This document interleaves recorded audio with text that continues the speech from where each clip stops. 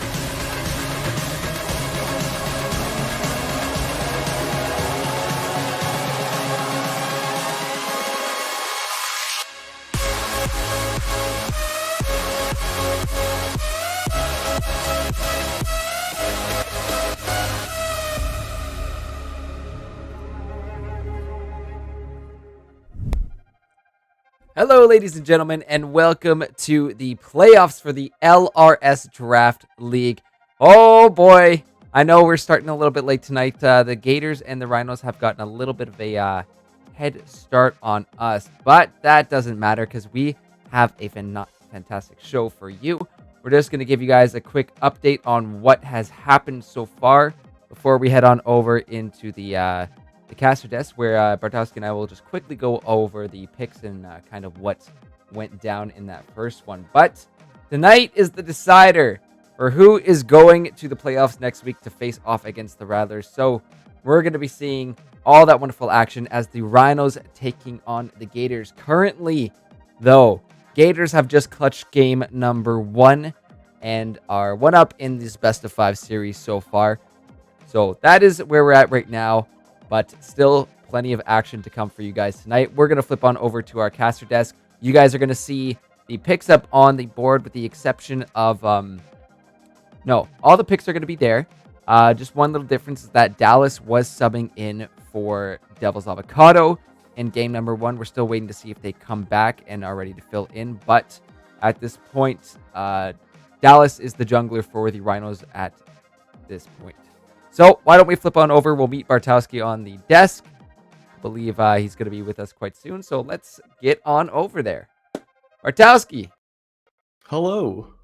Tonight, my friend. I'm doing quite all right for myself. How are you?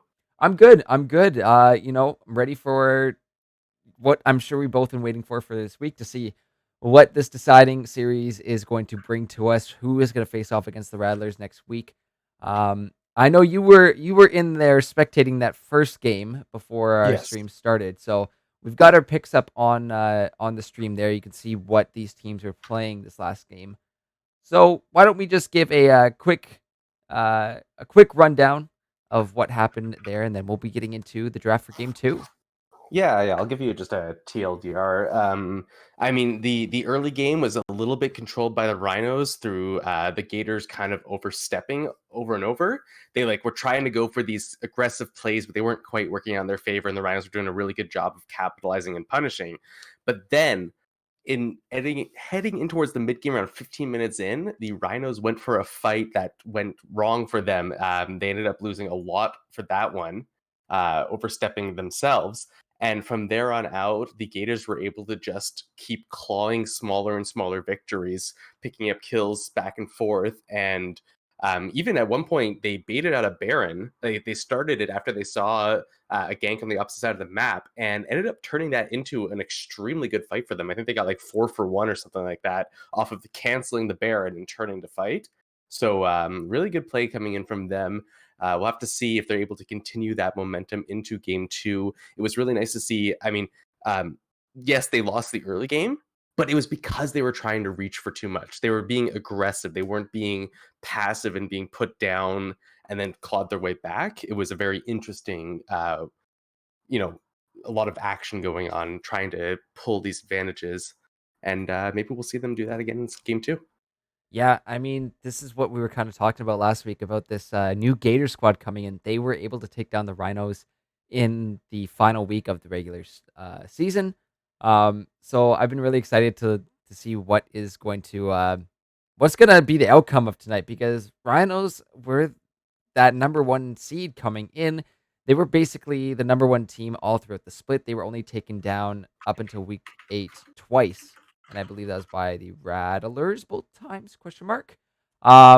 Yes. But it's this new iteration of the Gators that we've just been keeping our eyes on, and it's just so exciting to see the synergy that they've got in this new life this team has brought forward to us. So it's really cool to see Rhinos getting a run for their money, but they really need to work hard tonight if they want to maintain that number 1 spot and get their chance to go to the finals next week.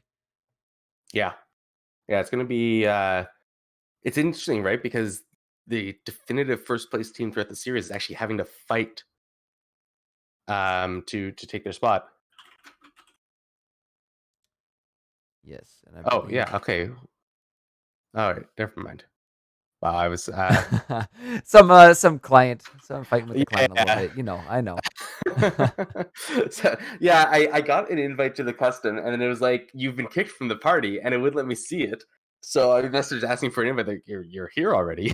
Wait a minute. Oh Yeah. my lord. So just a heads up, guys. We are going to be doing predictions tonight with your tokens, so make sure to double check how many you've got with command tokens, and that will be open up as soon as teams are logged in to the client over on our end here. We're going to give our players the ready check as we head into the draft for game number 2. So those champs that you were just seeing on the screen there, that was from game number 1 there. Gators took that one and giving the Rhinos a run for their money. So this second game, I'm too sad we weren't able to see the bans there. At least on my end, I wasn't able to.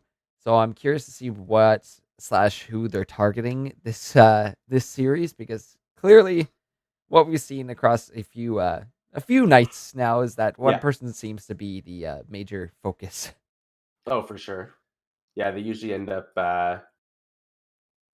sorry, they usually end up targeting, a mid laner or a jungler. There's usually that one target where, if you can get them off of one of their comfort picks, is usually a huge advantage for you, because now they're on something that they're uncomfortable with. And even if you avoid some of the more priority picks, at least you have one person who's uncomfortable. It's true, and that's kind of the best part about being able to play your enemies comfort picks, right? If you have those shared comfort picks, right? Yeah, you might be able to ban them if it's not a comfort pick, but being able to ban other champions and have that ability to pick up something that denies the enemy team of being on one of their main champions is definitely a great skill to have, and something that we do see a lot more frequently in these LRS leagues. So we see a few bans coming out. That Rumble going against, I believe, Rogue Masquerader has busted that a few times along with the Zed. So clearly mid seems to be the focus here for the Gators. But Senna being taken away from AD Thresh, aka Raven's Man, that's fair. That's definitely fair to be taking that. So we saw how scary it can be. The Glacial Augment Senna is just an absolute pain in the ass to deal with, in my opinion. So that's a fair ban. Yeah, that seems reasonable to me. And even if you don't go that glacial augment, there's just so many things you can do with that Senna that's annoying as hell to deal with. Yeah, like you said, not surprised to see Rogue Masquerade get double banned out. Would not be surprised to see a triple ban out at some point in the near future. Because there's other people on the team who are definitely very good. I don't know. Does Easy Life play Mordekaiser? I would think Easy's got a pretty deep, I have to imagine that was at Easy Life and not at Rogue Masquerader. Yes. Because Mordekaiser are not very common in that mid lane at this point in time. So Shen gets banned from Rhinos. Rivari on Shen looked pretty good. He didn't have a great score in the early parts of the game, but he was very impactful throughout. That global ultimate always going to be a good pick. Check that out. The Zach first pick here. The B1 pick for the Gators is going to be locked in there for Gayfinder Temple. I'm pretty sure that is one of their specialties, bringing out the Zach. And I mean, paired with the team that has this kind of synergy that we're seeing from the Gators, Zach can be a fantastic pick in setting up those ganks and really getting those lanes snowballing. For sure. Yeah, and he's able to gank from so far away, such strange paths. They're usually kind of hard to ward out for, especially so these solo lanes who don't have two players being able to ward out multiple locations and one person dedicated to watching. Zach's going to come flying over a wall from somewhere you never expected to see him from, and suddenly you're in a 2v1 and have no chance at all. Because Zach also does a weirdly large amount of damage. Yeah, which is fair. But speaking of large amount of damage, it's going to be the Samira locked in here for Awesome Sheep. We saw him bust that one out last week against the Rattlers in, I believe it was game 1, and almost able to end up winning that. Yeah, no, almost able to clutch that game. The early game was really scary. It was up until the point where Vapus, I believe, got that Jhin extremely terrifying, and on top of that, it was the rest of the Rattlers that really just dropped everything on Sheep to make sure he couldn't get anything. That last big team fight we saw right in the base of the Rattlers was essentially get Sheep. So yeah, might need to see that focus as the Hecarim now is locked in here for the Rhinos. Yeah, it's also a pretty strong pick. We saw the Hecarim come out for the side of the Rattlers last week. We didn't actually see the Rhinos play it, but of course, this is Dallas. He has a slightly different champ pool than Avocado does, so he will be playing that Hecarim here, and yeah, should be an interesting pick. Lots of also good ganks. Not quite as tricky paths as the Zac, but definitely still very impactful and brings one hell of a punch as well. Well, we're gonna see what these next two picks here for the Gators are set coming through, and I'm thinking that is going to be probably up in the top lane, but a nice safe pick with that Alistar. You know, I was gonna say maybe set support. I don't think that's happening anymore, but then Alistar immediately gets locked in. So you know that's you do show your top and your support, but Alistar super safe in this situation, right? You can pick really whatever you want into it, but essentially his job is tank up and CC. And having a Hecarim on this map that he can bunce away is definitely going to be nice, knowing that that is your support coming from an ADC perspective. Yeah, and I mean, I am partial to that set support. I like it a lot, but Alistair does bring a lot to the table, and the sheer tankiness of him. Of course, it's hard to say that it's a great pick without seeing the enemy support. Obviously, Thresh now not the scariest to play against as Alistair. You know, something like Lux or Karma would have been pretty frustrating, but Thresh is on the more all-in side. You can body block that hook, and you're gonna feel okay with that. You know, because if he follows up, then great, he just engaged for you.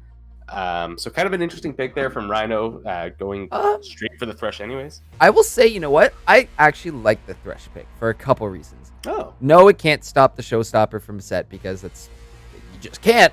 However, the Flay is going to be key for getting this Zac and this Alistar off of your Samira. So at least you have the ability to do that. If they try and do these big dives, you know, yeah, they might find one or two of these bot lanes, but you still will be able to get a trade back. There's been many times personally that I have been under the tower alone as a Thresh, and I bait them. I ask for it so bad. Do it. Go ahead, dive me. Yeah. I'm taking at least one of you guys out with me on this little journey. So. Well, unless of course one of those that takes the turret aggro is that Alistair. You know, activates Aftershock. Suddenly he's got like a 90% reduction in damage, and you're just kind of watching the tower tickle him. Yeah. So when the turret dives do go down, if they don't want to get the trade kill, I think they just have to be cognizant of how they're balancing that. Wow. Okay. Wait a minute. So Dallas played Volibear in the jungle last time. It would be extremely interesting if this was Easy Life on Hecarim. It's most likely Dallas on the Hecarim and Easy on the Volley, but I would love it. It would be Rhino style. This to throw something weird for Easy Life. You know what? Now that you mention it, I kind of like that because we might see the Ghost Hecarim zipping around this map, which is going to be really fun to watch. I don't know how it is into set, you know? I think I would prefer the Hecarim into set because, you know, you've got a way to get away from him. You could just outrun him. You're able to do good sustained fighting with him. I guess Volibear is able to as well, but I think you prefer lethal tempo on Volibear and Conqueror on Hecarim in that solo lane. So, you know, Hecarim would be much more willing to go for sustained engages versus the set than the Bollywood, who would want to just kind of get in, get out, and really doesn't have a great way to get out against a set who can just chase you down and stun you up. So we'll have to see what they decide to do with that. I hope it's a top Hecarim. That would be so interesting. You know what? It's a little spicy. It's you don't see it that often, but the people who do play Hecarim top are the ones who scare me. Because you see these specialty picks. That's Nico for the mid lane. Nico mid? I would think interesting. Well, I imagine so too, but I haven't seen that in a long time. It's starting to make a little bit of a resurgence. That Pop Blossom can be pretty damn massive in turning these massive team fights. So definitely not a bad pick here. We'll see what kind of runes they go. Usually you do pick up the Glacial Augment on the Nico, go for the Spooky Ghost, that Hextech GLP, and just be an absolute pain by slowing those enemies down and ensuring that pop blossom really makes an impact in those fights. I suppose it's nice too that you're against 3 melee and a pseudo melee. But So and Rise has short range as well. Although Rise is an interesting pick. Haven't seen him in a while either. yeah, it's been. I think someone recently picked Rise. I can't, or they were flashing Rise and they might have just been baiting us. But either way, that's a lot of AP in the mid lane from either sides. If this Rise does get into the late game, though, yikes. He becomes extremely strong. There's some good late game threats on the side of Rhinos between the Samira, the Hecarim, the Volibear, and the Rise. Ooh, that's going to be some tasty late game if they can get to it. Still yet to see where that Hecarim ends up. Either way, it's going to be that set in the top lane for the side of the Gators. Yep. And we'll have to see whether he decides to go for the Conqueror or the Phase Rush. On the set, they're taking Phase Rush now. Interesting, because I know we've been seeing a lot more of builds, including Blade of the Ruin King. words. Yes. But I mean, it's actually ridiculous if you get that extra movement speed and get all those procs of your Q off on set.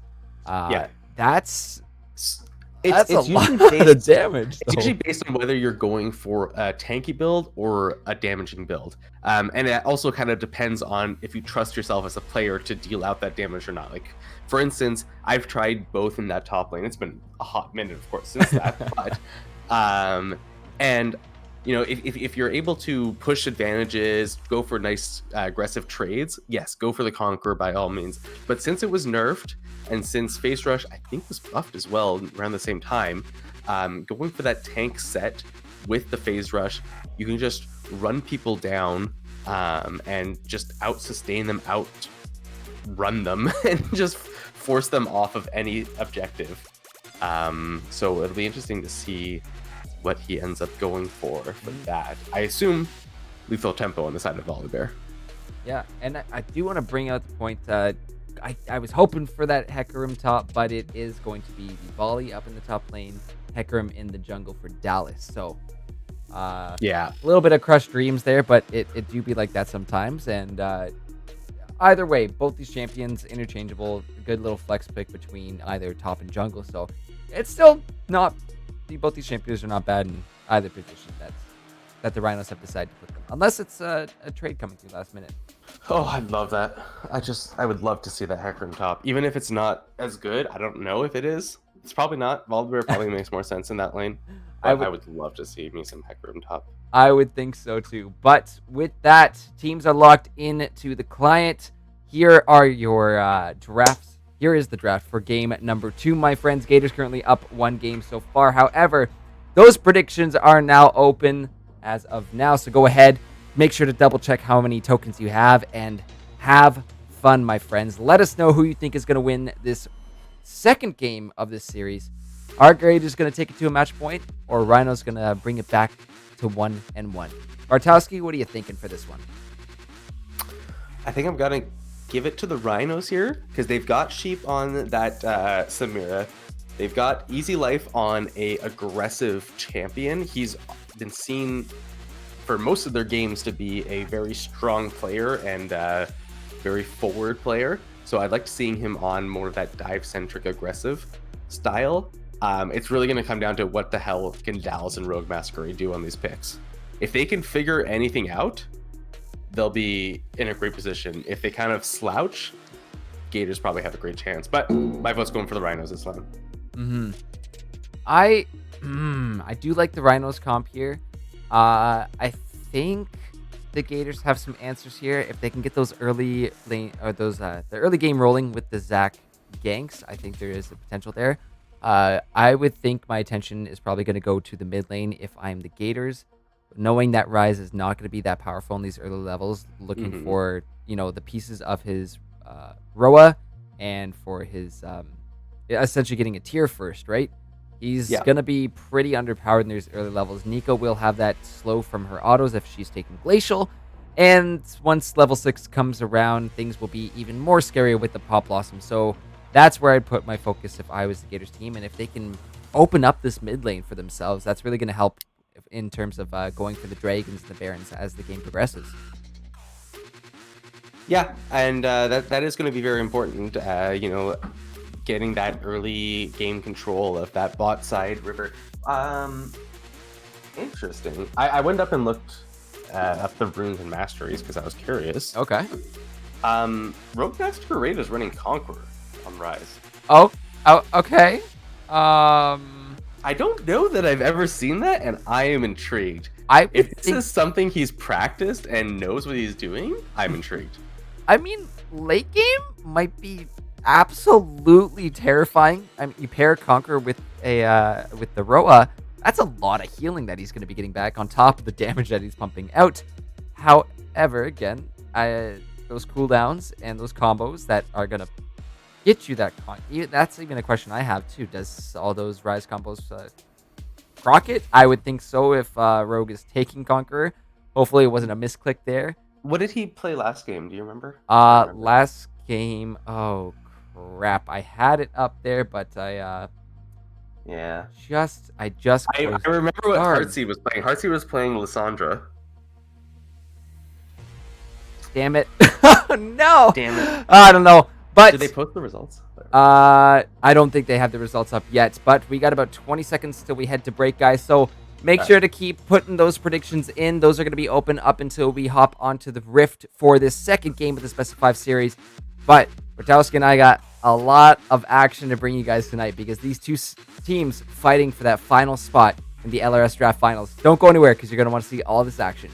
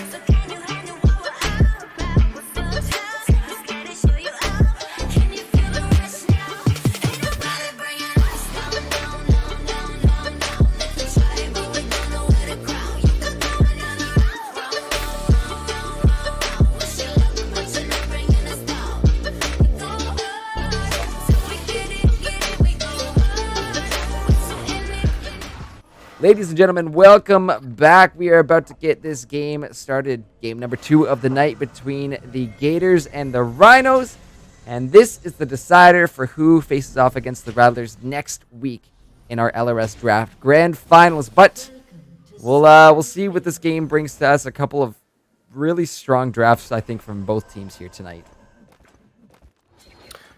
Yeah, it's going to be an interesting one through and through. I'm kind of interested in seeing what this, particularly the early game, brings for us. We do have that press the attack. I kept saying lethal tempo. I meant to say press the attack for Volibear. I just realized that. I've been meaning to say press the attack the entire time, so ignore lethal tempo mentions. But yeah, as mentioned before the break, Conqueror coming in for that rise in the mid lane. Going to be kind of an interesting one to see what he brings to the table with that, and if he's able to take full advantage of the additional ability power as well as the healing. Yes, and that's really just reliant on making sure to nail those combos. And that's what I was talking to you about. Will it actually proc the Conqueror in time? I think he's gonna have to be pretty quick to the draw in these early levels before those abilities get a little bit lesser of a cooldown, so it just kind of lines up with that Conqueror. But again, early levels, this Rise needs to be safe. There is a Zac on the map, and he's not the most mobile and not the most powerful champ in these early levels. Yeah, I mean, he's going to have to keep He's going to have to have something going on with Dallas to keep both sides of that river warded, especially if Zach decides to pick up a sweeper sometime soon and is able to clear out one of those sides' vision. Some quick trading coming back and forth in that top lane. Looks like Set getting the better of it for now. For now, until the Stormbringer comes along and Volley can kind of go all in. So I think that's maybe the Rhino's plan here. Play it safe, get those levels, get those items, and then start looking for the craziness that we do expect from the Rhinos, just to make those big plays for us. Yeah, I feel like until Volibear has all three of his abilities, he really cannot do anything against this set and just has to sit back and watch, wait for him to either pop his cooldowns on the wave, which obviously he's not going to do, or just wait until he hits that level 3. Nice trading going back and forth in the mid lane there. Rogue Masquerader taking a solid chunk of damage there from his health bar, getting caught up by that Nico stun, or the Nico root, I believe. Yes. So, yeah. But some good wave clear. Decent wave clear so far. We are seeing, I was keeping an eye on those Conquer procs, so he does get them when his abilities bounce champions. So I guess this is something practiced by Rogue Masquerader, as we're going to see some trading up in the top lane. Set popping the shield. Easy Life is getting quite low. A couple more autos will do it, but the flash for Flash, it does not matter, because those autos, once they are popped, not going to change a thing if you flash. So first blood going on over to the Gators, and Roverai picks that one up. Yeah, well played to him there. And now that's actually the opposite of what happened in the first game. Easy Life was able to pick up the first blood in the top lane. However, Roverai then teleported back in and picked up a return kill. This time, Easy Life not able to do that, as Roverai does not extend himself. But yeah, a little bit of rumble, well, not an actual rumble, but rumble in the jungle, as junglers will find themselves out. It looks like Gayfinder Temple was able to actually find that scuttle. I think he actually might have smited it away there. Yeah, the smite is on cooldown right now. Yeah, it's a good pickup for him. I mean, it's a lot of gold and it's a lot of early game vision, which is very important, especially... Ooh, nice. That sent us down the bot lane. That's going to be flashed with the double knock up from Galley. Awesome Chief still looking to go in. The exhaust comes down, and now he's actually going to be flashing on out. The Ignite taking down takes Sheep quite low. But no trades exchanged there. Only a handful of summoners. Oh, interesting. Caitlyn's running exhaust. Oh, huh. Well, I think in that situation, it definitely called for it. You saw how fast Awesome Sheep. I know, women from Boston. No. Wicked smart, buddy. Anyways, he got in the face of this Caitlyn. Yes. And yeah, was ready to do a bunch of burst damage because, you know, obviously Samira great at that burst damage, especially when in melee range, but man, that exhaust. Easy Life smacking the life out of Roverai and getting revenge on back from that first blood. So both top laners with a kill apiece now. Okay, so that's mirroring the first game now. But Easy Life deciding not to go for the freeze and also not going for a shove, just going to back and let the waves reset so that he's able to pick up some extra items, especially with Roverai having that teleport and already having that sheen now. It's kind of a scary item for a first buy on a set, as you get to cast those spells and reset your autos so frequently. Yeah, and now we're going to see this push for possibly another tower plate, but this is what you were talking about, is how tanky this Hollister really can be, and some nice trading coming out of this Caitlyn here, finding those traps. That's a little bit of a cheesy move to be hiding those traps behind the tower, but something that you should probably expect being pushed in by a Caitlyn. So, gotta be safe where you walk. Absolutely. And this Caitlyn range compared to the Samira is just so important right now in this early game. You can see how much she's able to sit back and poke away at that tower, poke away at the minions, poke away at the Thresh even underneath that turret without any kind of punish from Samira. But Hecarim going in for a gank in the top lane. Oh, let's take a look up here as our camera will take us eventually up there. The TP answer immediately. And I believe she might have the 6. Yes, she does. Looking to go in. And this is going to be a massive pop blossom landing on both members here. Ryze is popping his ultimate to try and get up the double root there. But look at the showstopper on back. Rovari, that massive shield. The Ryze Q will not land, but Dallas knocking this set back. Gets the trade kill as Heartseed is looking for something. But down the bot lane, we've got a little bit of action as Awesome Sheep finds Galley. 80 Fresh finds Awesome Sheep. And now the trade back and forth. And oh my god! Oh my god. what just happened? How did Raven's man not find that? My jaw is on the floor right now, Bartowski. That was absolutely insane. I don't. The support's coming in for the kills. And What I all say? of the minions there to help. What able is? to Sorry. shut down that Caitlyn. Oh my god. Sorry, I got excited because I'm like, what I say about diving in the thresh? Don't do it. Don't do it, especially if you're by yourself there. Just back on off.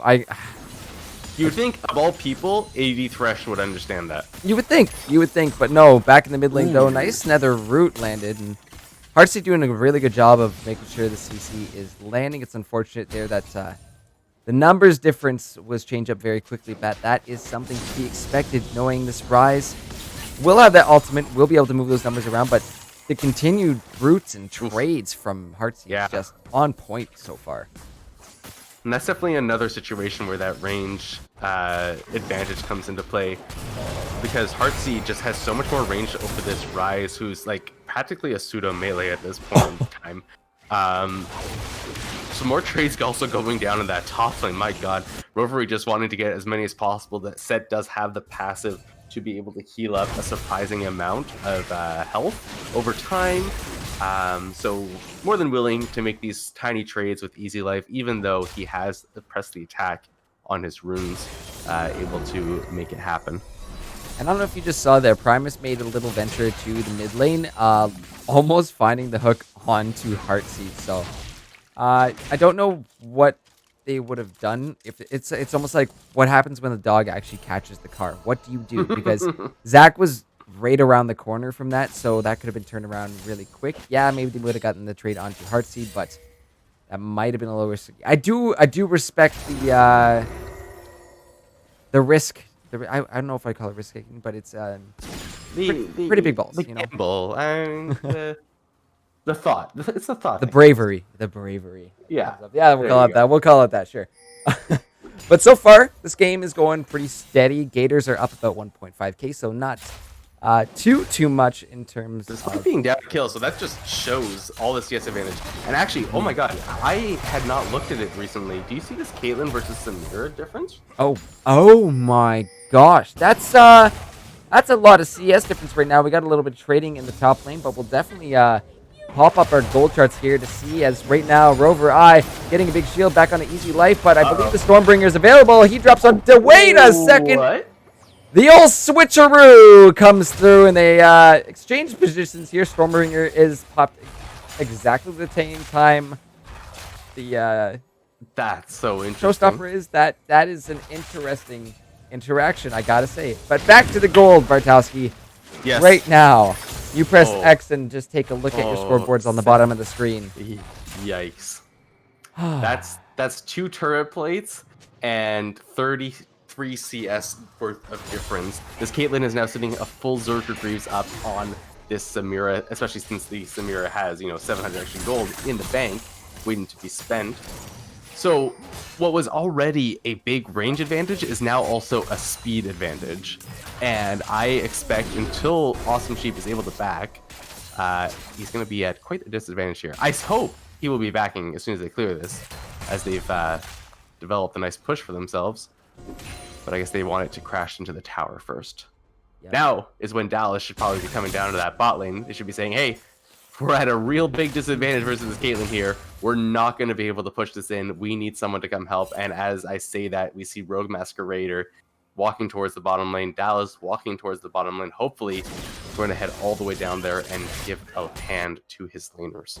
And subsequently, too, seeing that Rise was aiming and kind of posturing to go down towards the bot lane, we see Heartseed make their way on up the river. But again, both of them are kind of spotted out on this, so exchange of a control word there from Heartseed. But Dallas is down here. The Flay on back from Galley. I don't know what they're going to be able to really find. That sentence is landed. The bot comes through, but that's a little too late for that one. Is Awesome Sheep taking a ton of damage from AD Thresh right now. But that death sentence is going to land one more onto this Alistar. He bounces back to a minion, but whoa! Awesome Sheep! Oh my goodness, he goes in. He gets the kill onto Caitlyn, but Tower's OP. Dallas trades it back onto the if you're down 40 CS on a Caitlyn, you take that trade. But gotta say, there was a lot of miscommunication going on there. Now, of course, Dallas being a sub, you can't really blame anyone on this team. However, more fighting and more fighting. It feels like it's gonna be one of those nights, Bartoski, where I gotta catch you. I gotta give you the cane every now and then. Yeah. Well, we saw Primus going in there aggressively and throwing out his lantern back as Wayfinder Temple at the jungle right now. That Dragon is taken down by Dallas, but Temple gets a trade on kill right on back, ace in the hole, landing on a Primus, but locked on down. Awesome Sheep is waiting, and it will be the Rhinos that do secure that Dragon. However, Dallas trading a life for it, trading his own life, in fact, for it. I guess, you know what? That's not a terrible trade. You die in the process, but you still get the Dragon. Yeah, you know, maybe that was something where they probably should have not contested it at all, or at least not committed to it. But as long as you get the Drake on your way out, you can at least breathe a sigh of relief, say, okay, that's mostly worth it. Like, yeah, would have been nice if I hadn't died, but if I died and lost the Drake, that would have been tragic. So, you know, you take your small victories, and you hope that they keep scaling up through time. As we see, so now Awesome Sheep has foregone the boots like on his second back, instead opting for that Caulfield's Warhammer, gets the CDR from it, but means that he's still very susceptible. At this, Dallas taking the Lantern on over, and Galley is there, possibly sacrificing the body right now as he bops Dallas back, but actually locks him down with the E, and lots of damage still comes from AD Thresh. The flash on in, and here comes Heartseed, big old pop on him. Awesome Sheep will still get caught in it, but Galley finds the kill, pulled into turret range. Gonna take a lot of damage as Dallas finds the Alistar. Few trades back and forth. Awesome Sheep that drops, and it's a trade for the Gator support. But this bottom tower, look at him go. Primus laying down lots of support, but Wayfinder Temple is looking to really go in, but he might have overchewed this one, as it looks like Easy Life has made his way down to this bot lane onto AD Thresh. Let's hide that scoreboard as Heartseed now cornered in the alcove, and I don't know where this Caitlyn is going to go, as, a nice crit coming through. The net used perfectly as we're trying to find the trade onto Rogue Masquerader. Sidestepping back and forth. One auto will do it. What an exchange of blows there, but my goodness. That's just so much committed there from the side of the Gators. Really so thirsty for the blood coming out. They got the good kills first, and then decided to just keep pushing and pushing, and they were punished by the was it the double teleport of Rogue Masquerader and Easy Life? I believe it was the Rise ultimate that came through for Rogue Masquerader, and Easy Life using the TP to get on down. So it would have been nice if they synergized, but I believe that volley was still up in the top lane as that fight broke out. And another point on top of that, Primus survived that dive from Wayfinder Temple. It was actually the Zac that lost their life, and that those diving Threshes can be a little risky, like we've mentioned a couple times. Apparently. But yeah, more a little on the risky side. Speaking of risky, Rover I is now here with two members. Showstopper back into the tower. He still finds the trade kill onto Dallas. Give him a little bit of a thumbs up. Easy Life is on the chase now. Snow Stormbringer is available. Rover I pulling this volley back in, but no more shield is left. No, wait, it's back off a cooldown, but here comes Rogue Masquerader, and that's actually really nicely done. The buff exchange. Yeah. Donated it over to the Rise, who's now sitting at 302. Going to be feeling really good about the position that he's in. He's already got his Rod of Ages and his Tear of the Goddess sitting in his inventory. 400 stacks on the tier already. So that's going to be coming online, you know, assuming he builds the Archangels, around the 18 to 20 minute mark, depending on how much he's able to spam out those spells. Again, going to be feeling really good about his position in this game. Yeah, that's... go ahead. Managed to catch up back on the CS. He was down, you know, a solid 30-40 at one point, but now looking very good for himself.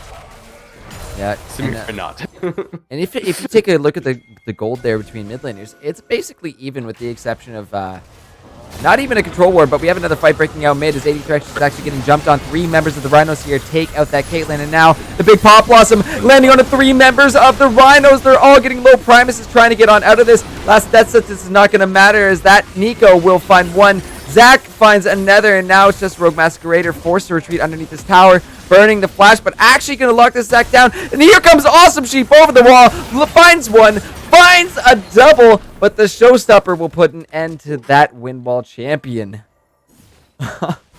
Wow. We got I feel like the Conqueror healing from Rise there actually looked pretty okay. I don't know still if I love it. But back in we go. That's the Stormbringer here from Easy Life, and they're going to find Heartseed as Rogue Masquerader trying to make it on out of here, dodging from the main chunk of that damage, but that blue buff, the double buffs actually from both of these champions right now. They both somehow have secured double buffs, and oh my god, if that Caitlyn had a little bit more damage, if that Caitlyn, hold on, I'm just gonna bring something up real quick before we talk about that fight. Stormrazor first on Caitlyn. I don't know about that one, just personally. I can see a reason for it, but it's only if laning phase was extended. But they've taken top turret, they've taken bot turret. They have officially said we are done the laning phase at this point in time. Stormrazor, a great item to punish a low-range AD carry who somehow has still not built any boots for themselves. But now that you've exited laning phase, it's still going to be useful, it's still going to be nice, but imagine if, she had an Infinity Edge first. Yeah. These hits would be going all the more harder. That ace in the hole would have been hitting a lot harder too, so that's just one every thing. auto attack. Yeah. What is she building next? Because she has the... like a crit item, either Phantom Dancer, Static Shiv, or the Rapid Fire Cannon. It's going to be one of the three there. Well, not Phantom Dancer, because the shard doesn't build into that, right? No, it does not. No, it does not. It's one Zeal and two daggers there. It'd be so nice if we could see the shop in game while spectating. That'd be lovely, actually. It's a great feature, right? Mm-hmm. See what they're hovering. Hey, Riot, if you're listening, that would be a really cool feature to implement. Just saying. Yeah. But 80 Thresh pushed up quite a bit again. Awesome Sheep looking to dive. Gally's there for the knock-up and the trade back in, but here comes the win wall. Awesome Sheep will narrowly avoid being picked out there, but now Rogue Masquerader is getting those Conqueror stacks up and popping off that damage. Spooky Ghost comes out, but here is Heartseed once more. And enough to scare it off, but look at the ace in the hole. They managed to find Sheep from the back. Nice combo of the Spooky Ghost and the ace in the hole finds that kill on the Awesome Sheep. In the meantime, though, Rovery ended up getting a gank. Was pushed way too far up, so far past the river with absolutely zero ward coverage in the enemy jungle, and Hecarim was just able to sneak all the way up there. Has the completed Trinity Force, does ridiculous amount of damage at this point in time. We have another fight breaking out in the jungle as Dallas is going to look to go into 3 members along with Easy Left here. Big Pop Blossom is going to get popped onto this Rise, but the immediate death sentence from Primus is going to shut that down from going any further. Zach in his blob form can't really fight back too much, and there's nothing that the Gators are going to do about that, as the number games right now for the Rhinos are fantastic as they're starting to overwhelm the Gator squad a little bit in this game. Yeah, it's actually going very well for them at this point in time. And also, the Seraph's Embrace has now been completed for the Rise. Easy Life over the wall, Flash is there, but Dallas is there to steal it. And I mean, it's kill secured. It's never kill steal. It's kill secured because you're here as a team, and everyone's objective here is to go for that mid tower, and they do so by making sure that there's no threat of an ADC there to poke them out. So, well played by the Rhinos to find yet another kill, their 20th of the game, and probably looking to set up one of these. Suddenly the game's looking a lot more in the Rhinos' favor. They're up 2,000 gold. They've taken control of every team fight that's been presented to them so far. They still have those 2 dragons sitting in their pocket as well, with the third one spawning in under 2 minutes with a very advantageous position. Rise has completed his Archangel staff and also has a needlessly large rod on top of that. Rod of Age is almost fully stacked. Everything looking really, really good for the Rhinos at this point in time. Yeah, this Rise is going to become very, very scary as this game progresses. We saw those Conqueror procs actually being popped in that fight just recently in the mid lane. So this is going to get scarier and scarier because, like we mentioned about scaling champions before, the longer this one goes on, the more terrifying they become, and especially these fights that we've seen where they're more clumped up, which is definitely what the Gators came into this game favoring, you know, having that Alistar, Zac, Set, and Nico. You want your enemies clumped up so you can get that big CC and that big damage off. However, you're clumped up. That allows Rise to kind of chain a lot of visibilities. Yeah, and you know, the other nice thing about going for that entire tree, you look at the other minor runes that he's taken with that Conqueror, and he's got, first of all, Presence of Mind, very obvious, because he's now got extra mana, and also restores mana on Takedown. Yes. As well as extra Tenacity, which is great for this team, because there's so much CC coming out of them. And an engage going on in the bot lane, so we're just going to stop talking about it. Yes, we do, because now the camera's going to be missing as the cage will come down from Primus, but Gators again in a rough spot, bumped on back, but it looks like Rise is here. Showstopper to get Rover Eye on out, but Dallas is still on the hunt. He's able to find that set, and now just one lonely Moocow along with Zac, as both of them are going to be just dropped there as this Infernal is now on the map. Rhino's looking to secure the soul point here. Yeah, that was a great engage from them in that bot lane. Fairly quick pickup onto AD Fresh there. I'm not sure why he was as forward as he was. I didn't quite catch how they got him out, but I did see Dallas absolutely blow him up with that Trinity Force fully charged. I think this is going to be Baron. Yeah. Yeah. I mean, Awesome Sheep has built pure AD at this point in time. He doesn't even have boots still. Am I... Does Samira not build boots, or does no? Boots? I mean, in this case, you know, you could say the meme and be like, okay, boots don't do damage, but look at the pop blossom actually coming through. Oh my goodness, 4 members locked down, but Nico taken down immediately. These Rhinos are pretty low though, as it looks like the Gators want to re-engage. This Baron's getting quite low, and it will be secured by Dallas as this fight is busting back out once more around this Baron buff. Rhinos trying to disengage. Dallas really low on this, needs to back on off. However, look at Rogue Masquerader. He's doing a lot of damage. Our director Cam is trolling us as Rover Eye now is just getting shredded apart. Oh, Dallas does come back in. The damage coming out of this Rhinos is insane. The damage as well as the sustain from these double Conqueror. The Hecarim just barely living by the skin of his teeth, able to take out AD Fresh in the middle of that, and just everything goes the way of the Rhinos. They get the soul point, they get the Baron, they get the 5-for-1 fight immediately after. They push down a turret and they're backing before they overcommit, while they still have the Baron buff and just an 8,000 gold lead out of absolutely nowhere at 24 minutes in. I will say this, chat did bring it up. Ardent sensor on the Zac. And apparently Cam is following up saying you go Font of Life so you can proc Ardent.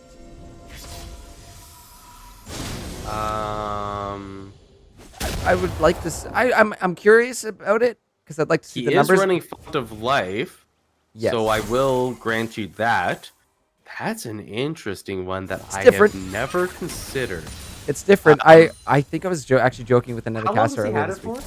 That's a phenomenal question, but right now it's going to be Heartseek getting jumped on. Pop Blossom comes through, but is not able to be channeled as... Yeah, Rise is really hurt now. Take a look at that Rise line, everybody.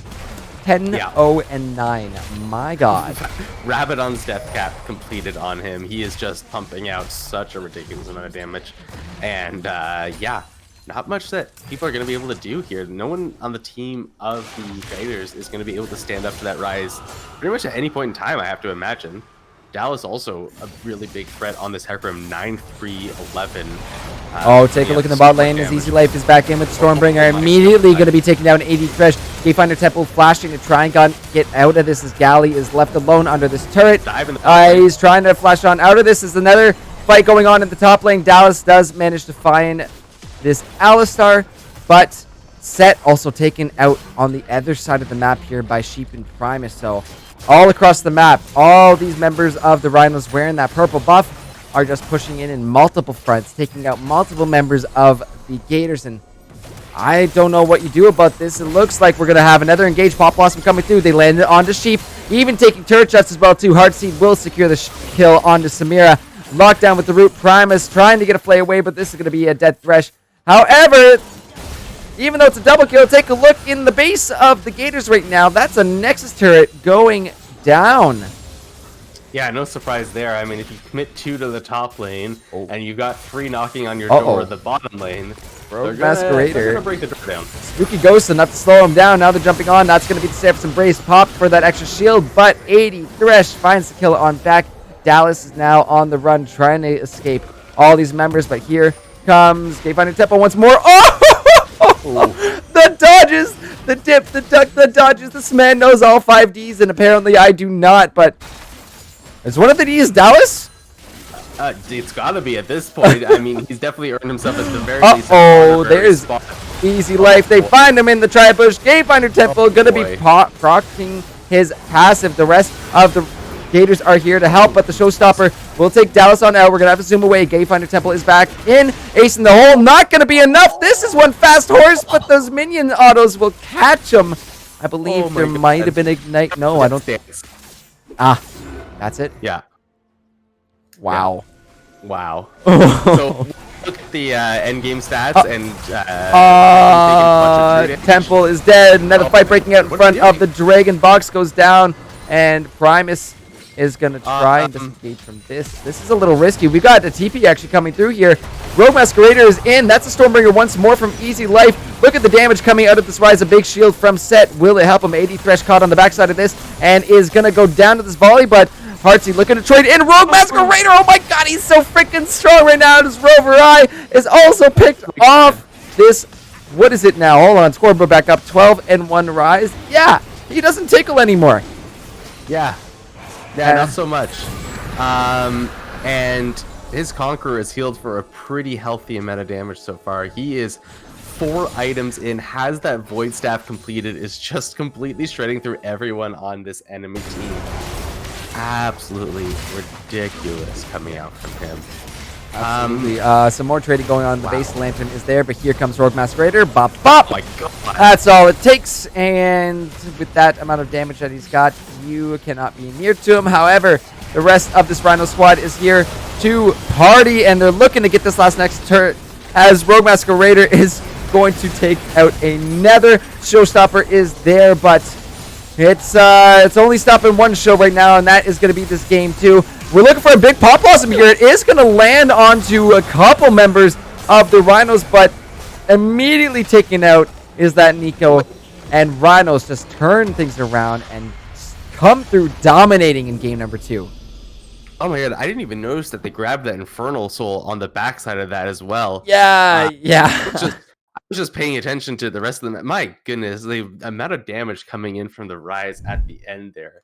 Holy Jesus. I am very much looking forward to seeing this. Would you look at that? Apparently I got a chest for watching this game. That's fantastic. Well, that's lovely. Thank you, Rhinos and Gators. God. But yeah, let's take a peek at this, ladies and gentlemen, as Rhinos did some freaking work that game, and yikes, in a 29.5-minute game, 37k damage from this Rise. Okay, more than 1,000, like a lot more than 1,000 damage per minute. That Conqueror Rise, apparently something that we didn't expect, but Rogue has done their homework. They have done their practice. Clearly, they knew something that we did not, and they bust this one out, and just disgusting. And here's the thing, though. How many times did we see the Zac gank this mid lane in the early game? Barely. Yeah. And that just kind of allowed Rise to farm up and get that gold, pick off a couple kills here and there. We saw a nice little roam up towards the top lane there where he was gifted a kill by I believe it was Easy Life, just essentially handed over that kill on the set. But that really got the ball rolling, but I didn't see any really effort to make sure that this huge scaling champion that was pretty common knowledge to know that this is a champ that does become devastating in late games if allowed to snowball, wasn't one of the focuses here for the Gators. Yeah, it's very strange that they, like you said, just kind of ignored him and let him do whatever he wanted. We all assumed that they would be the biggest focus, as he should have been, and showed at the end of the game why he deserved to be. But instead, Gators making that mistake, likely not going to be making it one more time. I think Rogue Masquerade has adequately proven why he gets those target bans and why he gets so much pressure from the jungle and other lanes. Clearly, we saw the Zed ban out from him last game. We saw the Rumble away from him too, and I'm pretty sure the Vigear and Cassiopeia also went towards Rogue. Yeah. So, well, we have our answer from the beginning of this game where we're like, okay, well, we'll see who they're really targeting, and yeah, Rogue is the one from the Gators that they're.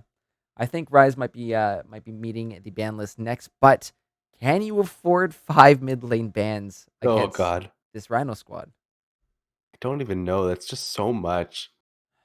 It seems like a mistake to just target ban him all the way out, especially since his pool is so deep. It might come to the point where you go full reverse. You say, screw it. He's amazing on everything.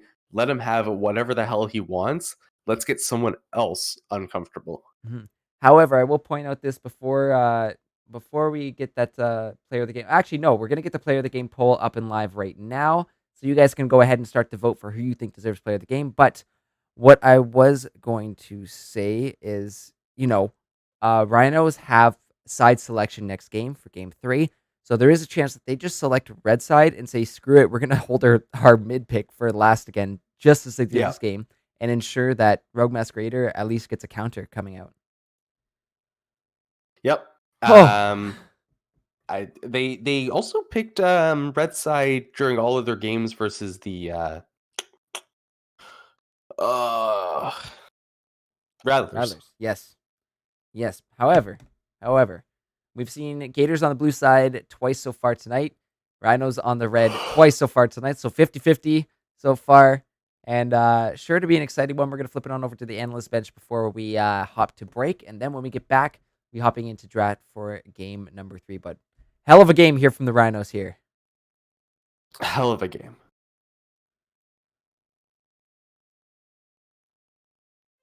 All right, welcome back, ladies and gentlemen. And you just saw Rhinos coming through, picking up a win over the Gators. This series is now tied at 1-1, which means we've got more than just a 3 sweep on our hands tonight, ladies and gentlemen. It's going to be a good one, but currently right now, the vote or the poll for player of the game is live right now in chat. You can go ahead and submit your answers there by using the command vote, and the player's position, sorry.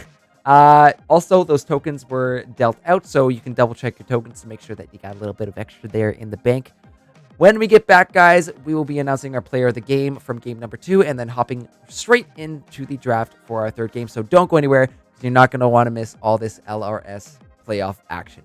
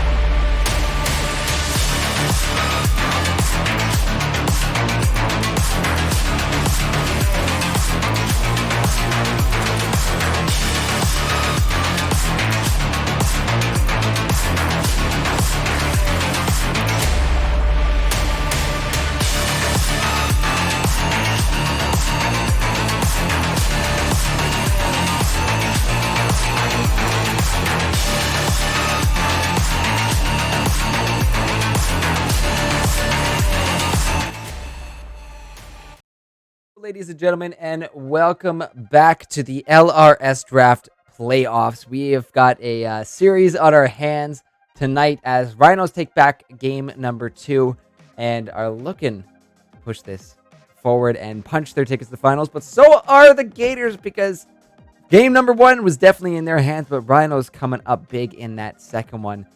And without even, if I say it, you're gonna know who player of the game is. But you guys voted for player of the game, and it's right there in chat. I mean, the big reason for this one was this massive rise in this game. Rogue Masquerader going 15-1-13. That's a pretty big rise in my opinion. So really well done by the Rhinos setting up that rise for success. And the Conqueror rise, not something that I've seen before. However, clearly Rogue Masquerader knows something we do not. So congratulations, Rogue, on the player of the game. Congratulations to Rhinos on that win there. But the series is not done yet. We still have a few games to go, at least tonight. So without any further ado, we're going to hop on over to our draft and let the players get on going, because I know they are ready and waiting. So let's bring it on back. Let's bring Bartowski back to us and get this draft going. Bartowski, you ready for this one, bud? Yeah, I'm ready to see how this pick ban goes here. Gonna be interesting to see how the Gators are gonna react to what the Rhinos brought out there, and what kind of adaptations are gonna have to be made. Rise bands is my first guess that comes to mind, because that was absolutely brutal. But the Rhinos did Do opt you? for red side this game, eh? Yeah, they keep opting for that. They had a game bone as well. They seem to just prefer that red side either for, the dragon control or for the last pick. Either way, gonna be their pick of choice every time so far. The question though is, do they actually ban that Rise? It seems like an aggressive response where they might instead just say that they have to pressure him harder. Rise should not have been allowed to get to the position that he got during that game. No. And if Gayfinder Temple is able to find those kills, so find those ganks earlier and apply some additional pressure, maybe then you don't even have to consider banning it. That's true, and that's what we talked about too in that post game was there. Even in the pregame, where that's where the focus should have been. You know, you have a Zac that can easily dive a Rise, but the ban does come through, so that's that will chew up one of the bans there. We might see the Zed again as Rogue is clearly being targeted here, but the Braum Senna, that's a strong pick. And yeah, and Braum was was in that bot lane for game 1 from the Gators and looked quite strong. So not surprised to see them paying that additional respect to Galley. Also, probably means that they're considering going for someone who has some more skill shots like Caitlyn or Jhin, and they don't want to have that be blocked 24/7 by the Braum in Galley's hands. But Gators first to pick here, gonna have to see what they put that priority on. Probably a flex pick or just straight up top lane pick. The Shen banned away, so not as easy of an insta-lock there. And I'm trying to think of what they might prioritize here, because yes, that Senna is away from 80 Thresh, but it will actually be the Hecarim picked up here. Again, don't know where it's going to go, whether that be a top or jungle. We mostly see it in the jungle, so we'll just assume it's going there right now. But I mean, you got options on the side of the Gators on what you want to pick. I mean, 80 Thresh, he's definitely got a handful of champs that are very, very scary. However, Olaf is locked in for the Rhinos. Yeah, I feel like that Hecarim pick was more than anything to get it off of Dallas, who looked very good on it in the last game. Quite comfortable and dominant even. So get that away from him, put it on someone like Gayfinder Temple, who should also be able to do a lot of good work with it. But Olaf is an interesting one, and presumably going to Dallas as well. But we're going to see what he ends up doing with that. If he goes for the early ganks, if he goes for the early invading and trading with that Hecarim, could go both directions depending on how Dallas likes to play it. Yep, got to see a pick in the next couple seconds here as Rhinos locked on Diana just at the last second. So sticking within the time limits, but I'm thinking possibly that is for Rogue. Again, not sure. These teams really can throw a wrench in our caster brain gears. So we'll see what they decide to where to put the champions, I guess. But yeah, I want the Olaf top, Diana jungle, something else random in the mid lane. And you know what? It could happen. I don't disagree with you. I'm not saying that's never. So could it could absolutely happen, but I want it to. Ooh, Silas is the counter. Okay, and that is definitely nice knowing that there's a Ragnarok and is it Moonlight Vigil from Diana? Yes. Yeah, look at me go knowing stuff as a caster like it might be my job or something. But anyways, those are two solid alts to be knowing to pick up, especially when it comes to these team fights. But you got to choose. You got to pick and choose when and where you. I lied to you. It's actually just called Moonfall. Oh, damn. I had Moon in the name, so that's close enough, right? Yeah, I'll allow it. Yeah, it's fine. It's fine. Yeah. It's fine. Yeah. I'm loving though the Gators love in the chat right now, guys. Let's keep those taters spamming for the Gators. Love to see it, but Morgana, very solid pick here for Galley. I mean, could be for Heartseed potentially, but my guess is that is going into the bot lane. The Black Shield, it just comes in such clutch. It is such a clutch ability to have. Pretty long cooldown on those early levels, but being able to just save your ADC, even if you end up dropping as support, Bartoski, you gotta sacrifice the body sometimes to make sure your ADC stays alive. It's slightly surprising though, because you don't often see Morgana picked before you see the enemy support picked, as well as you don't usually see it picked when there's a lack of hard CC on the opponent team. Obviously expecting that there will be some, or just maybe hovering this Morgana, not hovering, sorry, but picking this Morgana to say you don't get to pick hard CC, kind of like a nuclear deterrent rather than an actual response. I like that. Nuclear deterrent. Very, very true, because it's a big help. Don't touch him. Don't do it. Don't do it. You come near, I've got a binding just waiting for you. Well, it's also a nuclear deterrent for the actual champion select, because it says you don't want to pick Ashe. You don't want to pick these champions who have a predictable long-range CC ability, because I will just black shield it. So don't even bother. That is true, but if anything from both these teams, the unpredictability that comes through, and that's what makes it so spicy, because you'll see these big flashy plays sometimes, and that's yeah, you might have the black shield ready, but you got to be prepared for some of the skill that these players are bringing out and what they can do. We'll see the Vayne be taken away. I believe AD Thresh was playing that in game number 1. And Volley also gone. I guess Volley's an okay ban here, because, again, you can't really say 100% for certain what that top mid jungler champions are. You have a guess. You have a guess, yeah. But I think it's reasonable to ban away Easy Life's Volley. He did look fairly clean on it last game, getting a solo kill or two.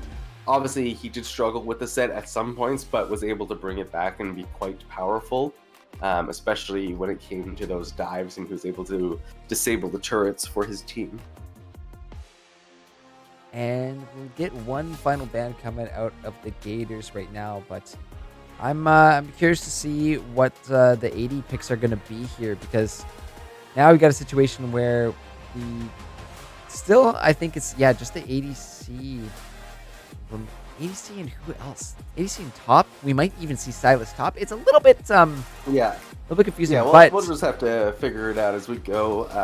Probably going to see a AD carry locked in here for Rhinos and save the top lane counter pick for last, because you don't really care about your AD carry counter pick.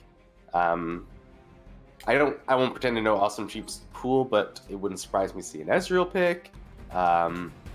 With Jhin banned and Ashe probably not exactly what you want to go into a Morgana. Also, you don't exactly want to give your ultimate to a Silas as Ashe. No, no, you do not. I will say this though. Samira is still up on the board and available for Sheep if they do want it. But speaking about Ezreal, that might be a smart pick here for Sheep, because AD Thresh has been known to play it. However, you gotta see the misfortune come through.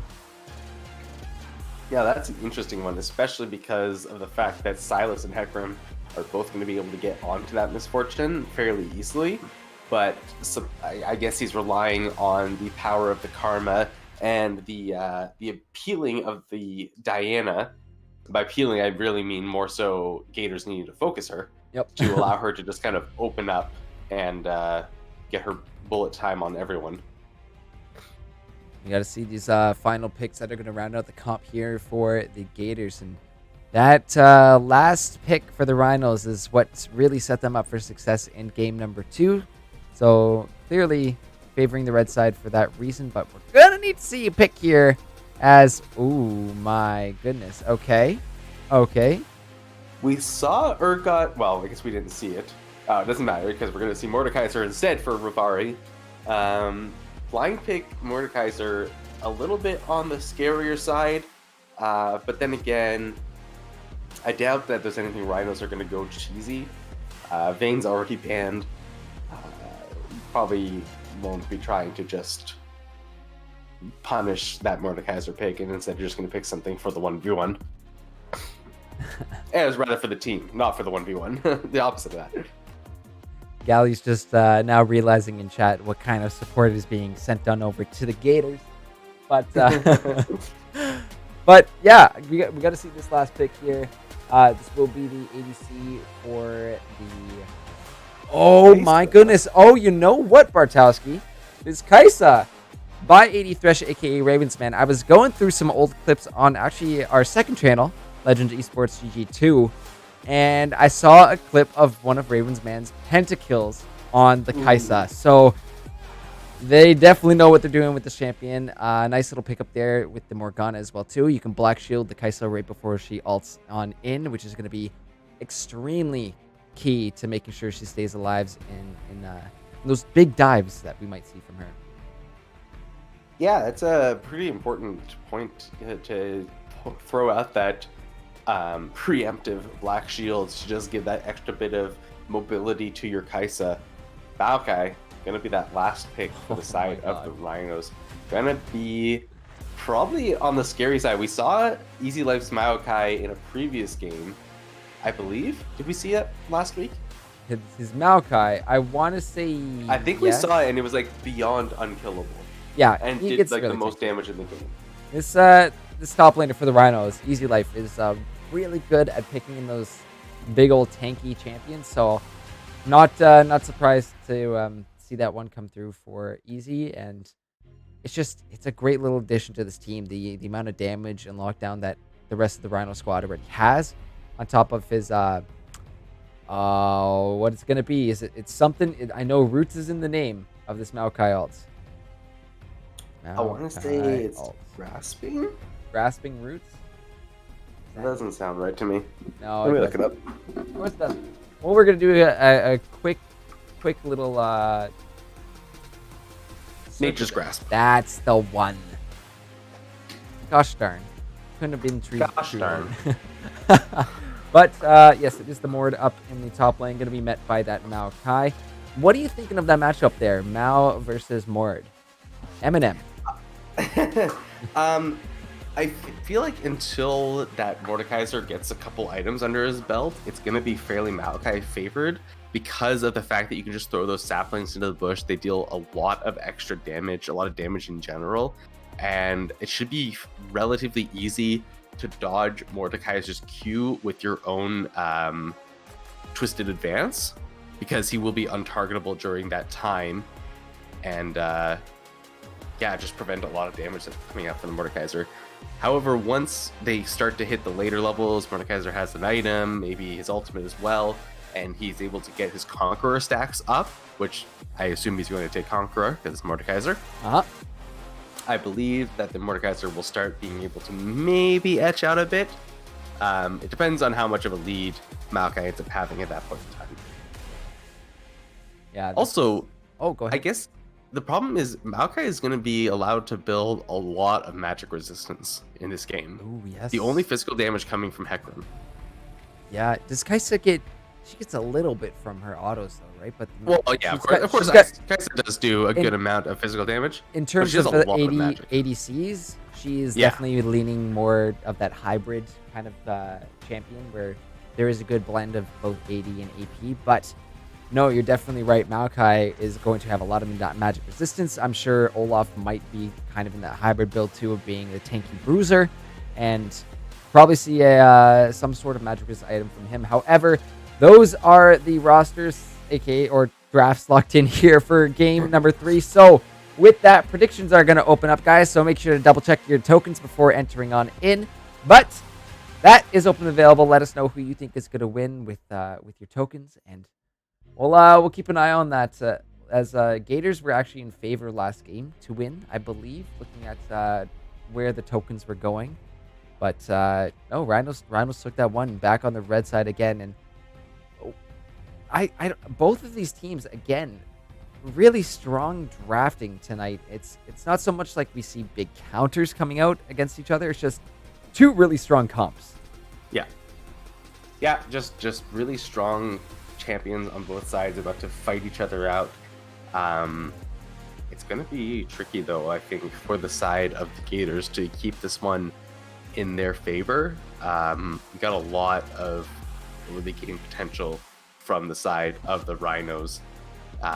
Diana should be able to do a lot. Olaf, Maokai, and even Misfortune, especially if you're able to land those double ups in the laning phase, they can do so much damage in the early game. The guaranteed crit just makes it chunk you so hard. It's so scary when you get hit by one of those, especially if you're the support and get hit. My god. Yeah, you know my pain. You know my pain, Bartowski.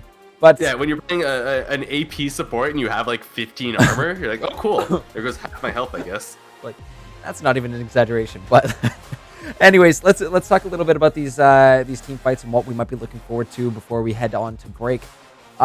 Just a quick question for you: does the Ragnarok from Olaf cancel the Mordekaiser ult?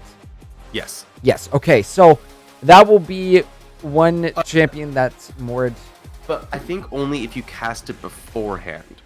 Yes. So there's got to be some timing there, but why risk it and go for Olaf? I mean, in a pinch maybe, but there is that little element of risk in taking Olaf or attempting to take Olaf to the Shadow Realm. I would think when it comes down to these big fights, you want to be looking for this Diana.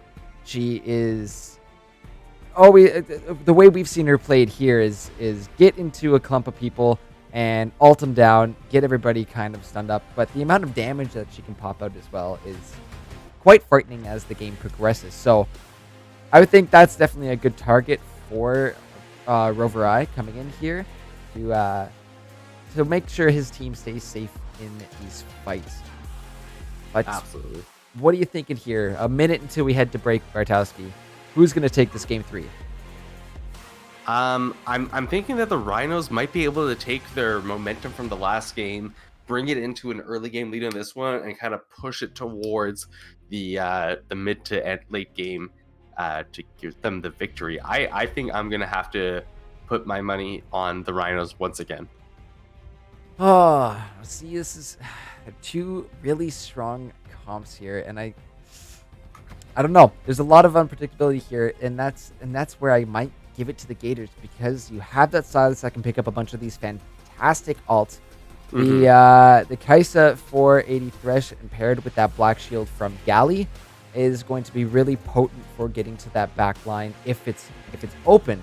And knowing the fact that you have a Diana, Maokai, and Olaf pretty much charging you head first, might leave a small window there for 80 Thresh to hop onto Awesome Sheep. However, those predictions are still open, guys. We are going to head to break, but when we come back, we'll be hopping onto the Rift for game number 3. So don't go anywhere, because this series is still going strong.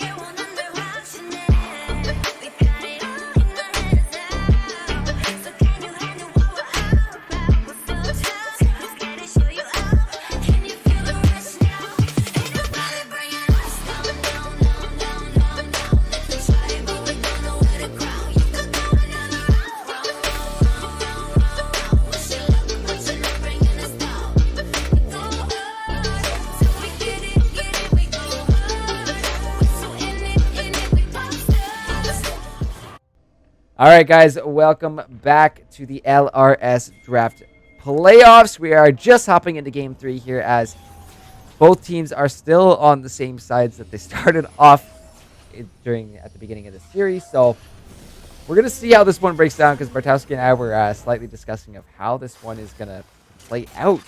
And with both these teams having a really strong draft, it's really going to come down to how they execute these fights. Yeah, and because as I was saying before, we get some level 1 shenanigans. I like it. Yeah, I like that's gonna be it though, I assume. Does Dallas? Oh no, that's the binding. He's cut up. Dallas.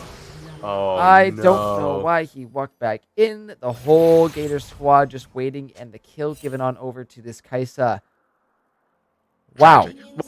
Tragic if you're a supporter of the Rhinos. Beautiful if you're a supporter of the Gators. That was absolutely beautiful play from them, especially the Morgana Q from out of nowhere. He thought he was just against the Hecarim and the Mordekaiser. Still kind of weird to turn around and fight that. Still kind of weird. A little bit. But a little bit.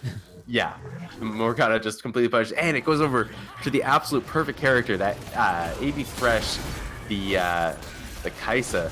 Because that's who I'm thinking is really going to be the deciding factor of this game if it goes towards the Gators, is if he's able to get in there and deal out so much damage after he ults that he's able to take down anyone who's trying to focus him down.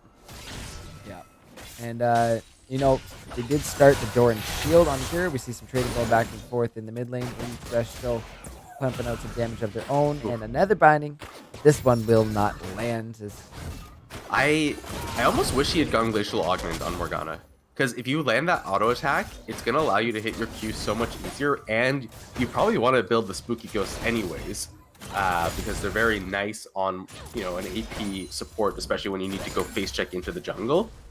The funny thing is, when this first started, and Dallas was at half HP, I was going to say, like, wow, Dallas actually might be okay with this, because Olaf attacks so much faster, but it was a good punish from them. Yeah. As Easy Life and Rover are going to be trading back and forth here in the top lane. Yeah, both of them duking it out up there. What I am interested to see is that it's the Maokai who starts Corrupting Potion and the Mordekaiser that went for the door and shield and not vice versa. So, a little intriguing. Well, But, oh, take a look at the mid lane, though. Rogue Masquerader is going to be forced to use the flashes. Temple is just right there, right away. Fast Force can get in your face in no time at all. As back in the top lane, more trading going down. Feel like we're ramping up to something, another crazy one here, Bartowski. Oh yeah.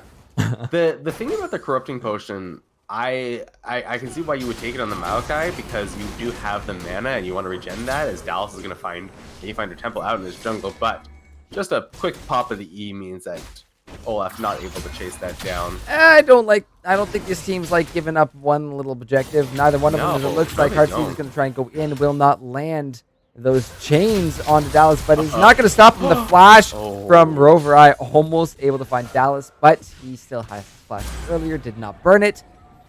Goes flash for flash, no kills taken, and it will be the scuttle secured by the side of the Gators. Yeah, it's a lot invested, though, from the side of the Rhinos to not actually end up getting anything at the end of the day. All for a scuttle, my friend. That vision game is very important here, but gotta keep an eye. Oh, more diving in. Heartseed jumped on right away. He's getting quite low, but Rogue Masquerader's not done. As, well, I guess they might have been done because director camera said so. But some good trading across the map. Yeah. Yeah, I like the damage coming in from Diana there. Also, so many Conquerors. There's 5 Conquerors in this game. We have the Halo Blades on the Kaisa, though. I do find that one to be one of the more interesting picks. Some more trading coming in. Easy Life just do so much damage on this Maokai. The base stats. And some more. It's mid, though, because look at Temple is here. Heartseed picks the kill up. A nice little gank there. As this time, the focus going into Rogue Masquerader a lot more. Learning from into. I was going to say, yeah, they learned from the previous game. Immediately, they've got the ganks going in towards that mid lane, making sure they keep Rogue Masquerader down. Do not allow him to pop off like he did last time. And already got his first death on the board. Took 20 minutes, 25 minutes last time to get there. A lot longer, that's for sure. Yeah, was quite a bit fed, so made it quite hard. So that's what we want to see is, you know that Rogue is going to be one of your main threats here, so put your focus towards there. Make sure the Silas gets rolling. But what I do like to see right now is Dallas immediately on this Mountain Dragon. However, Wayfinder is floating around here, spotted out immediately. And he's thinking about going over. Primus and Awesome Sheep have rotated up already. Trying Orb will just spot out the Dragon being taken. But here goes the binding, and very close. Good combo, but not quite enough. It was around 20 health there, so that was pretty damn close on the take there from Gallia. A nice little effort for sure. So it never hurts to try. Gallia and the Kaisa as well shot out that Voidseeker, which does a lot of damage, more than one might expect. I will say this, if anybody who's played like an ARM or even Norms with me, and I've been facing a Kaisa, I am an absolute magnet for those Kaisa Ws. I don't know what it is, but I just can't dodge them, or they are just magnetically stuck to me. So I definitely know how much they hurt, but Galley getting hit with that bounce from Misfortune Q. A little spooky on that damage coming through, but I think this is going to be a nice little back for this bot lane. 18, almost 1900 gold for 80 Thresh on this first back. Yeah, those are the items you really want to back for, is that pickaxe and the Tear of the Goddess. So you can get it stacking, but you're also not super far behind in AD when the enemy Misfortune inevitably comes back with a BF sword. Definitely ideal here. We got to keep an eye up in this mid, maybe even top lane, as Dallas is floating around here. Just took the scuttles outside the Baron pit and might look to do a little something back towards this mid lane to hopefully get Rogue back rolling, but we'll see where he goes. I don't know. Top lane, though. I mean, Mordekaiser can just ult this Maokai if Dallas comes in, so he does so immediately. I don't know if he's going to be able to kill him in time. I think so. Maybe. No, he just pushes him back. The sapling's there to slow him down, and Dallas is just waiting for him as soon as he comes out. So, well played by Easy Life to make sure this Mord does not lay that damage down, does not get those Conqueror stacks up. And Dallas there in the right moment, but back in the mid lane, it's hard to see. Almost getting jumped on. Prime is here for the rotation. And possibly another rotation from Galley, as that is going to be the pool. The binding comes down, actually is going to land onto this Karma. The shield comes down immediately, and the black shield onto Heartseed. Shield him up from that Diana damage a little bit. And Prime is forced to flash, but in goes Heartseed. Does find the kill, getting the healing from those abilities, but he's super duper dead. Dallas was waiting, but Rogue Masquerader picks it up before he could steal away yet another. Secure away yet another kill. Going for the flash to secure that when Dallas is right there with open arms. But they knew where Dallas was after that one, so Temple is on him immediately, and that's a dead Olaf. Oh no, that's quite unfortunate for Dallas. Easy Life gonna head on down there, but gonna be way too late. Just gonna notice that the red buff is gone. Throws his sapling out and walks away, waddles towards his top lane. Not a bad exchange there for the Gators. They're up about 1,000 gold here, but it is the first Dragon over in the hands of the Rhinos. Infernal up in about 2 minutes here, which means it's Cloud or Ocean coming up as the soul of this game, Bartowski. It's gonna be a either really interesting or not really that interesting. although, I will say, the thing about a Cloud Soul onto these teams is, you got Hecarim, you've got Olaf, you've got Mordekaiser, Diana, like so many people want to pop their ultimate and then move really fast. Take a look at Herald, as that's going to be stolen away from Dallas, but he's being jumped on by almost three members. He does find a trade kill onto Temple, and here comes the Maokai all down, but Diana from the mid lane, oh my goodness, it's just Rover Eye left. And the rest of the Rhinos are going to look to take down this Mord, I believe. Ooh, nice little flash after the... nice. I really like the use of the grasp there. Really well positioned, and then the flash after to make sure he stays alive. So wow. Wow. So he took the damage there, too. That's sorry, that was on the Mord, actually. Almost picked out there by Rogue. Bullet time going down in the bot lane, as both members of the Gators quite low here. But yeah, that was mostly to prevent the all-in on Primus, I have to imagine, because he had been caught out by the bind, but 80 Thresh not able to walk up into that bullet times, so really well positioned from Awesome Sheep to keep his support alive there. And going to just be able to reset both teams. We have the Man Immune now completed for the Kaisa. Has she? No, she's not. She's not close to evolving any Fury. Oh, not even close. Not even 100 stacks yet, but it will eventually get there. Seeing the trading in the top lane now is Rover Eye dealing quite a bit more damage, but the answer back from Maokai is that Spectral Cowl. Spectre's Cowl. Words are hard sometimes. Spectral Kalau. Wow, yes. Yeah, and we've already got the additional Null Magic Mantle, so as you can see, gonna just be stacking that magic resistance, and eventually he's gonna hit the point where Rover Eye is just not doing any noticeable amounts of damage, and neither is that, oh my god, what's his name? Silas. Neither is Silas. Yep. Yeah, every alt champion is. This Herald is going to give some nice gold on over to Rogue, which is definitely what they need. But we are betrayed yet once more, as it will be Primus getting dropped there. Temple finding him out. Now that's the threat on this Infernal. Wow, I would not have expected that. I also wouldn't have expected the Cinder Hulk on both of these jungles. I didn't think Hecarim would want the Cinder Hulk, but maybe just everyone wants the Cinder Hulk, and I have not been paying as much attention to jungle lately. Someone will correct me, I'm sure. I'm sure we have some jungle mains in the chat that can help us out. Unfortunate that the Drake goes over to Gators, just because that means we're now going to be a significantly later soul no matter what. But if it gets to it, that Cloud Soul is actually going to be pretty spicy for whoever gets it. Yeah, honestly, a lot of big ults on either of these teams here. Like imagine Kai'Sa zooming around at crazy speed after her Killer Instinct. Like that's going to be a real nice feeling.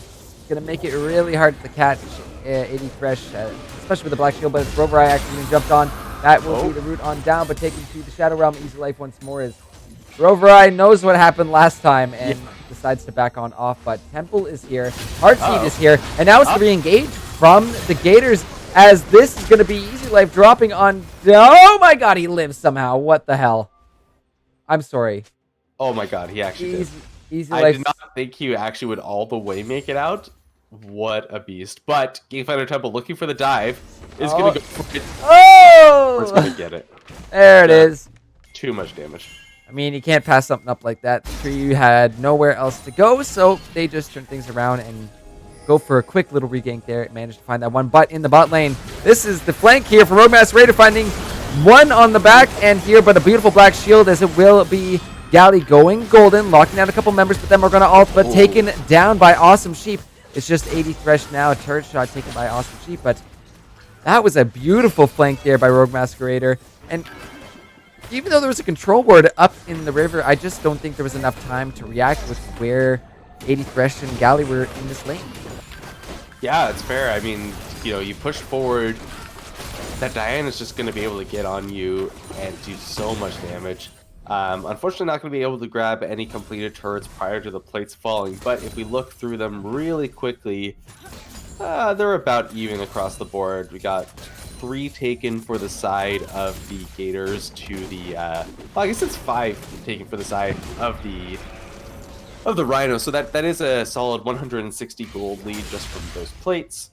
But it does mean that the gold is still actually a little bit favored towards the Gators with those 2 kills under their belt. Yep. Ever so slightly favored over there, but no towers quite yet.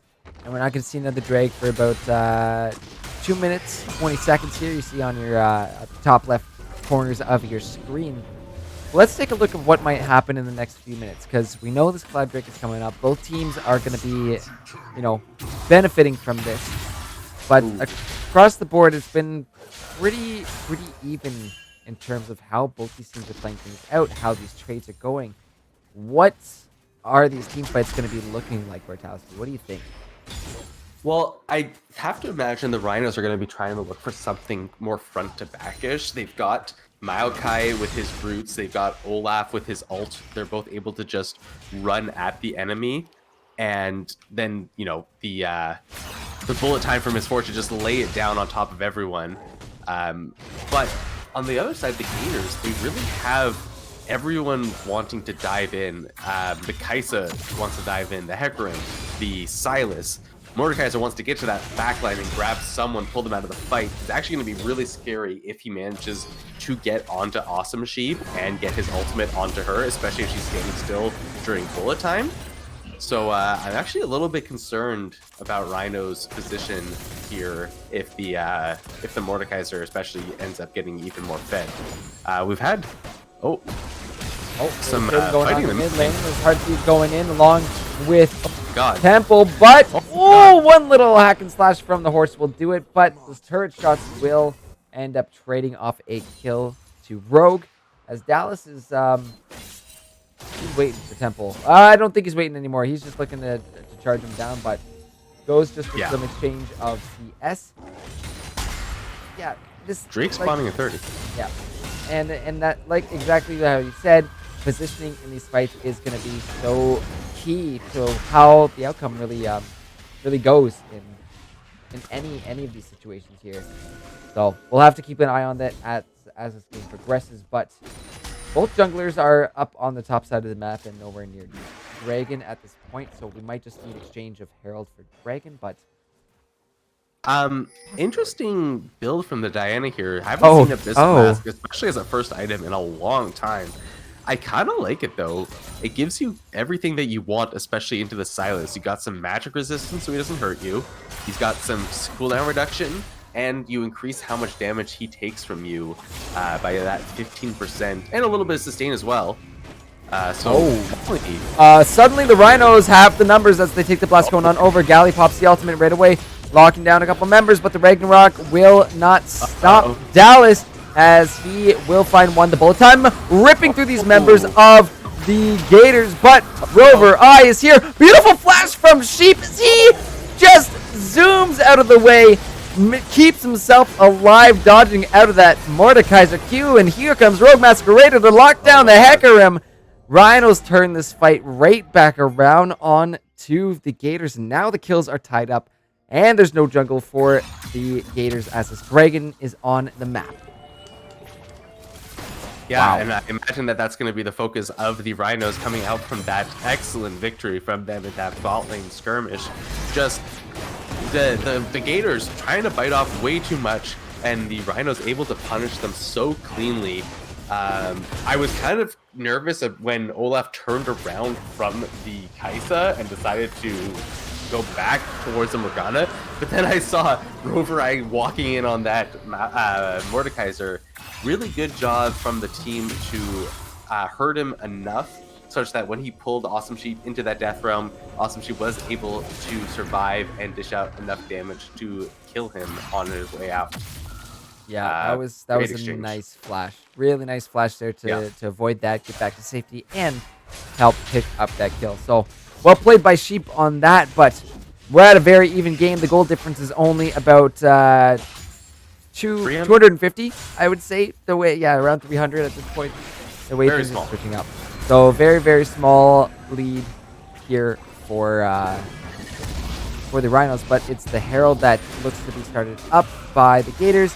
And Rhinos are right here, as it will be a big Maokai ulti actually coming out of Heartseed, looking to lock up his members with the Ragnarok again from Dallas, as Gators are looking to turn things back around, but a big Diana ulti in backline from Robas Raider. Dallas is getting low, but they managed to find Temple. Big old bullet time from Awesome Sheep is now being jumped back on by Heartseed. They will find this misfortune in this fight, as Dallas now quite low is going to have to back on off. But who got that Herald? Nobody? Nobody. It just reset at the end of the day. Because oh my god, the damage that went down on Awesome Sheep from Heartseeker, absolutely insane. And Dallas is just running. Oh, it's not done yet. As Silas is looking to go back in, but Easy Life is taking up quite a bit of this damage. Dallas is taken down in that exchange. Maokai ulti to try and disengage, as Gators now have the numbers in this fight, so Rhinos are going to be forced to back on off. Probably leaves a little bit of health to this turret, but it is still risky being close underneath the turret with the Maokai floating around. Yeah, not necessarily someone you want to be considering diving at any point in time, but good fight coming out from the Gators, able to kind of bounce their way back. I know they do have a lead, and they had a little bit of lead going into that, but it definitely hasn't felt like they had a lead for the past bit. Finally able to flex their muscles a little bit and punish the Rhinos when they tried to overstep there. So the Gators started up that Herald. Rhino said, hey, no, this is our Herald. And then the Gators said, no, this is our Herald. And then it turned out to be nobody's Herald, but that's besides the point. The Gators won the fight. That was the important part of that. And good play from them. Yeah, and we're seeing those mid laners, the damage that's starting to come out of them. Diana finding that back line dealt quite a bit of damage, but like you said, when Heartseed found Sheep, that misfortune was gone in a split second. So we're gonna see some explosive AP mid laners popping out here. It's starting to get a little scary for either side here. Gotta watch your step, everybody. Oh yeah, and we're really gonna have to figure out if what Easy Life is going next for this item. I imagine that that's going to be. I actually don't know. I don't know why you would just go Chain Fest next. Oh, it looks like he's building a Sunfire King, considering the Ruby Crystal in his inventory. Probably a good enough item to build, even if you're going against largely magic damage team. You do want that armor for the Hecarim still. He will be putting out a lot of damage, though most likely not focused on you at any point in time. Yep. Now the Dragon, though, up in a minute 30, and if the Rhinos are able to secure this, they get themselves a soul point. Nice and early, but we're still looking in this game. We've cracked the 21-minute, almost 22-minute mark. As down in the bot lane, we got another fight going down. Hard Seed jumped on immediately. Lots of healing coming out of this Silas. The Rogue Masquerader is on the hunt. Flashes on in, but underneath the tower. Oh, so close. Dallas is here for the backup, and the rest of the Gators that are coming are maybe going to be able to find this one. Wow, 80 Thresh almost able to find Diana on the back end, but they know exactly where she is. Diving on in. Rogue Masquerader is quite low, but Hecarim, the ult onto the back of this one. Dallas popping the Ragnarok, trying to get on out of this one, but 80 Thresh will find the kill. And now Easy Life, maybe pressing that TP button before he wanted to, will pop the ultimate, but everybody lines up to block that route. And Easy Life taken down as well to double kill for 80 Thresh. As mid lane also has something going down. Awesome Sheep has been taken to the Shadow Realm. Lots of damage coming out of Rover Eye. And oh, the speed's up. The shields from the Karma will save another flash. Oh my god, Sheep, you freaking animal. Amazing stuff. As Temple now jumping on to Primus. This is one hell of an extended fight as Primus getting quite low. He's trying to make it on out. Shield and the speed from Karma is doing wonders right now, but the dive on in. Oh, this is risky. My goodness, he's got 27 health there. I saw him drop on down too as another fight is back over by the Baron Pit. The bullet time comes through, but 80 Thresh is there to jump on this misfortune immediately. Rogue Masquerader with the double ult. 80 Thresh trying to dip on out of this one. Finds himself another double kill there. Very nice picking up on that misfortune ulti immediately, getting right behind her as soon as that bullet time popped off. So, my god, these ADCs are actually insane. The flash plays are insane this game. This is a really fun one to watch. Oh, absolutely. Such good plays coming in from both sides, but particularly from the side of the Gators there. Really good play from them and really good pickup. That double kill onto 80 Thresh. Absolutely so important as he gets to these higher levels. He's going to be able to survive longer. He's actually currently... Dragon's almost going down. It will be secured by Dallas again. But we have an absolute bloodbath in this Dragon Pit. Yes, it's the Rhinos that secure it, but they lose 2 members in the process. Their top and jungler will be just taken out. And now we're seeing some pings onto this Baron. Yeah, I mean, it's definitely possible. Dallas and Easy Life are both down. Everyone else is going to be very easy to kill off. And yeah, Kaisa putting out so much extra damage. Has the Gwynsu's Raid Bait, has the Mura Mana, is going to shred this Baron. Has also now upgraded both her Q at Caffeine Rain and her E Supercharge. Just waiting on that Void Seeker, usually the last one to be completed. Good pickup there from the side of the Gators. You know, they lost the Drake, or, you know, Dallas stole it, whatever you want to call it. But picking up the fight, picking up the Baron, absolutely much more important for them. They're happy to give away that Drake for that kind of trade. It is unfortunate because it now means that they have to fight for every single Drake for the rest of the game. Rogue might be. I don't know who's in more trouble right now as Gatefinder will find Rogue. Yeah, you said it. That's a lot of damage coming out of Rogue, and I don't know how close you really want to step to him as 80 Thresh is stepping up. Oh my god, shreds this Diana apart. Ragnarok being popped immediately by this Olaf, but Kaisa getting the black shield, gonna be able to get out of that CC just a little bit more. That extra little bit of movement speed allowed, like you said. Oh my goodness. It just came up. She's not gonna be able to land that not W quite, onto Olaf. Not quite. But really well played by 80 Thresh. Yeah. Yeah, absolutely. Dallas is not out of the woods quite yet, and I mean, you know, that's not a pun about the jungle, but he's caught out once more, locked on down. It will be given on over to Galley, but the Gators are going to be allowed to push a little bit with this Baron buff, looking to take down this bot and mid-inner turret once the minions get there, of course. Of course. Yeah, lots of damage going on to the following turret. We might even try to push the next one. Looks like they're instead going to back off, clear out this jungle, and reset before they throw away their early game lead. They do still have a good amount of time left on this Baron as they pick up another mid lane turret, so they might be able to get back with their completed items and get a little bit more. Runon's Hurricane just completed for that Kai'Sa, as well as picking up a BF sword for herself, going to be doing even more damage.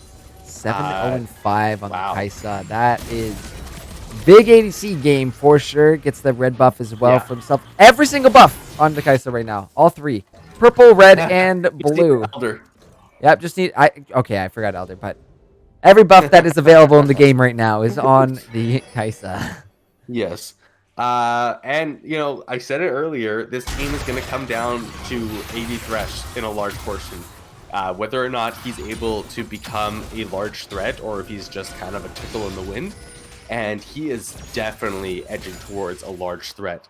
There are very few people on the enemy side who can actually stand up to him now. I assume Rogue Masquerade is actually the only one. I would not feel confident on anyone else even approaching him.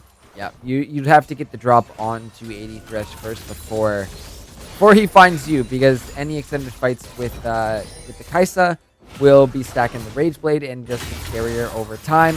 You see some trading going on in the top lane, but not too much being done to that because they both steal so much. However, AD Thresh is here. Look at the damage coming out of Kai'Sa. Oh my. I'm surprised he didn't ult in there. God. I'm very surprised. I expected it. A little bit, yes, but those numbers, it's probably best that he didn't. Numbers rotating up. However, Baron buff is now expired for the Gators, so they just have to push the old-fashioned way. Now, the important thing is that they have to make sure that they don't overextend and give up the next trade. We're seeing Heartseed try to go in. He does use the Maokai ult that he just stole. Dallas is quite low and does manage to find the Silas with that little extra bit, but a massive bullet time here from Sheep. Pulled back in, interrupted the ult, but look at this fight taken to the Shadow Realm. Galley has gone golden, but 80 Thresh over the wall. He is picked off as well too, but it looks like Rhinos might have this one. Gators are still doing tons of damage. They might have to back on off. 3 members alive each, but it will be Dallas that drops next, so all in all, 2 for 3 in favor of the Gators. Dallas. That was absolutely the beautiful positioning for the Rhinos at the end there. They could just run back to their base, regenerate, and run down to this Drake, which is spawning right now, but instead overstepping one more time.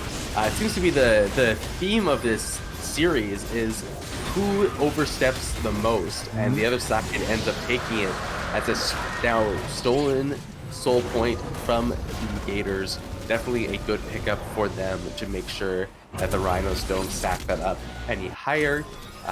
Even though they have a very solid gold lead, and I would not expect the Rhinos to be able to stand up to, especially the Kai'Sa right now. That was a very even team fight, and you know, maybe that extra move speed from the Cloud Drake would make the difference. We'll have to see if they're able to get to that ever, if it does. But for now, good pickup on the side of the Gators, both in terms of the team fight and the Drake itself. Yeah, and that's what I was gonna mention too, is that, you know, Gators do have a decent lead going on right now. However, Rhinos are not out of this game whatsoever. You know, being one away from that soul is really, really important. So it was nice enough that the Gators were able to deny that before it happened. But it comes down to, can you find AD Thresh caught out? And so far his positioning has been really on point. So yes, it's really, they need to have a talk with Rogue about putting Diana right onto Kai'Sa. However, diving in, the Black Shield will prevent the CC, but both Diana and Morgana going golden. Here is the Hecarim once more to dive on in, and these members of the Gators are just shredding through the Rhinos. I take it back. I said the Rhinos were still in this, but Gators show how strong they are right now and might just even end. Look at the death timers, Bartowski. Oh, probably, yeah. 30 seconds on most of these members, and they have everyone alive and here and available. They've got the Infinity Edge and... oh no, Galley. Galley. Galley took the turret shots and took one for the team, but with the lowest death timer being just 7 seconds on Primus, I don't know if they go. I think 80 Threat should be with his team right now, pushing these Nexus turrets, but one will go down, 2 will go down. It's just Primus. Soon his ADC will be joining him. However, this one's done. Gators pick up a win here in game number 3 and push it to a match point. Wow. Well played, Gators. What That- a great pickup from them. That Kaisa was thick. Yeah. Oh my God. That was actually massive. So well done by 80 Thresh. That was just really awesome to see. Yeah, I just the absolute sheer damage coming out from him, just destroying everyone on the enemy team, was wonderful to watch.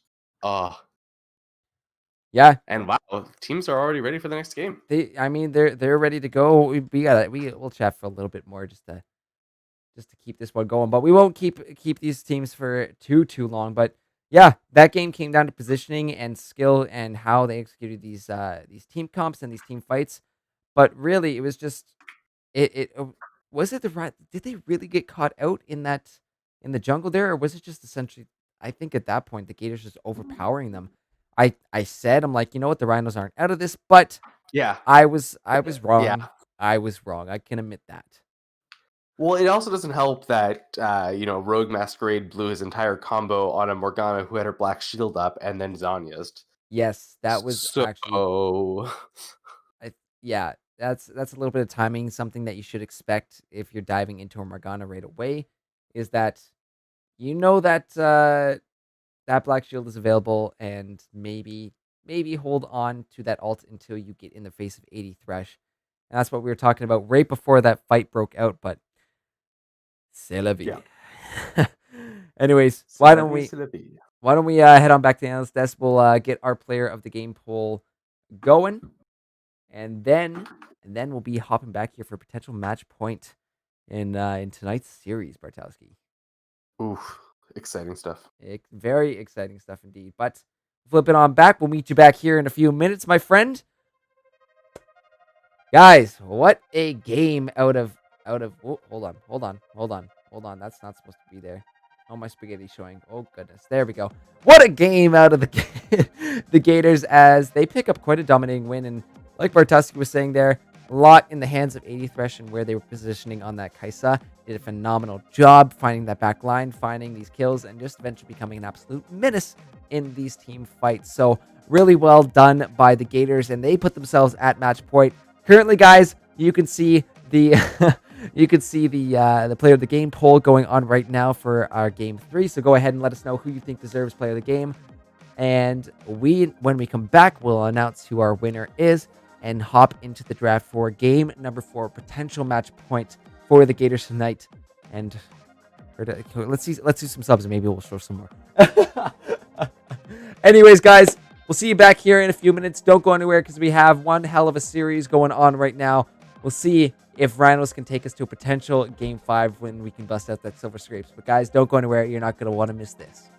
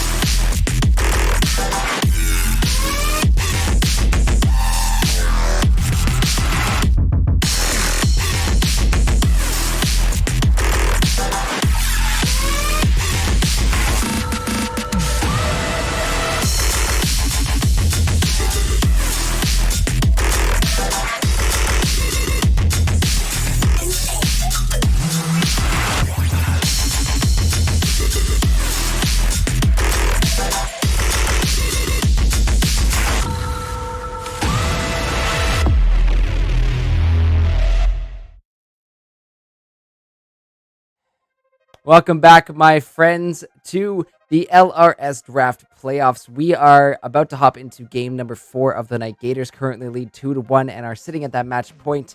But we have to quickly announce our player of the game because our players are ready to go for it. This second one here.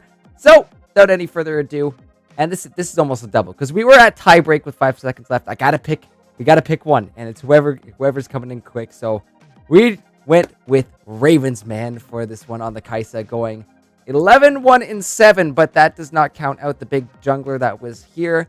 Gotta give some props out to Gayfinder Temple on the Hecarim, going 10-4-12. So a little bit of a double up, but can we switch up the logo real quick? No, we can't. We don't have time for it. Anyways, everyone on the Gators, I just gotta say as a whole, we're playing phenomenally. So congratulations to them. Congratulations to our almost tie break there.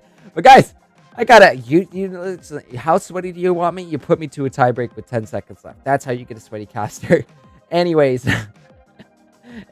no, not. I love everybody here, so everybody's my favorites. Anyways, we're gonna flip it on over to the draft for game number 4, my friends, and I hope you are prepared for this because we have been seeing some crazy stuff, my friends, and well, without any further ado, let's head on over there and see what these teams have for us in our 4th game of the night.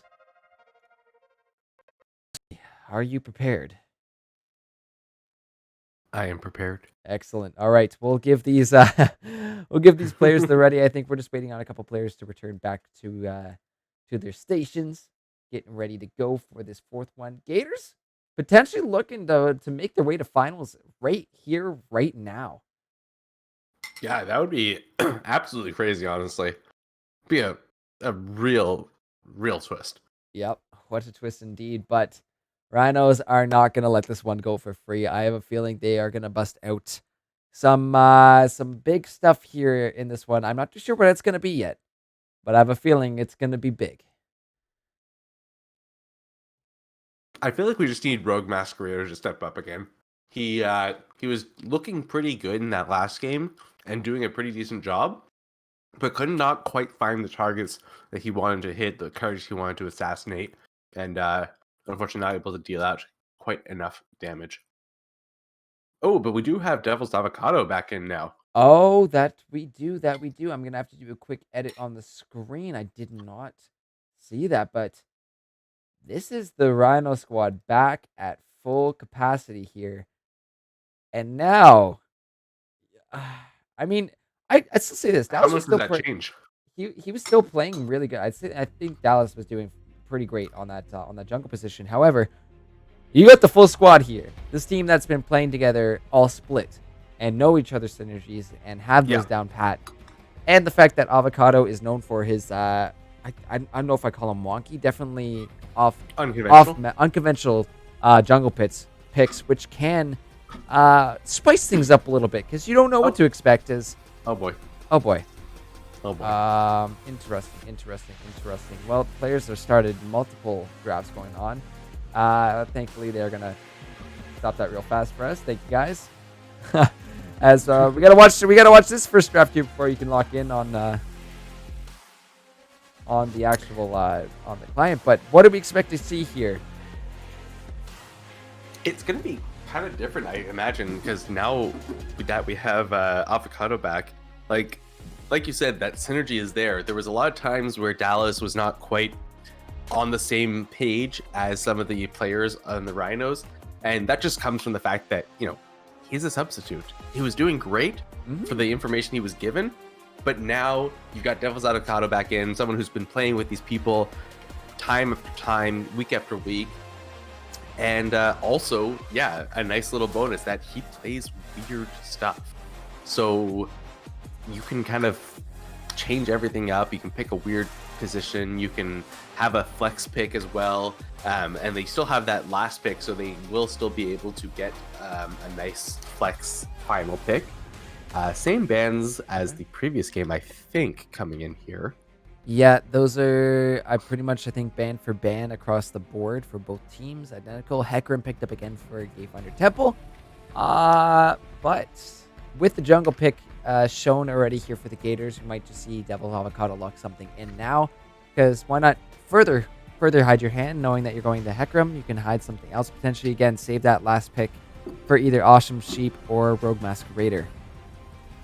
Yeah, or just, have a pick that looks like it could go to Devil's Avocado or to someone else. Like, I would not be surprised to see him play... Yeah, Poppy.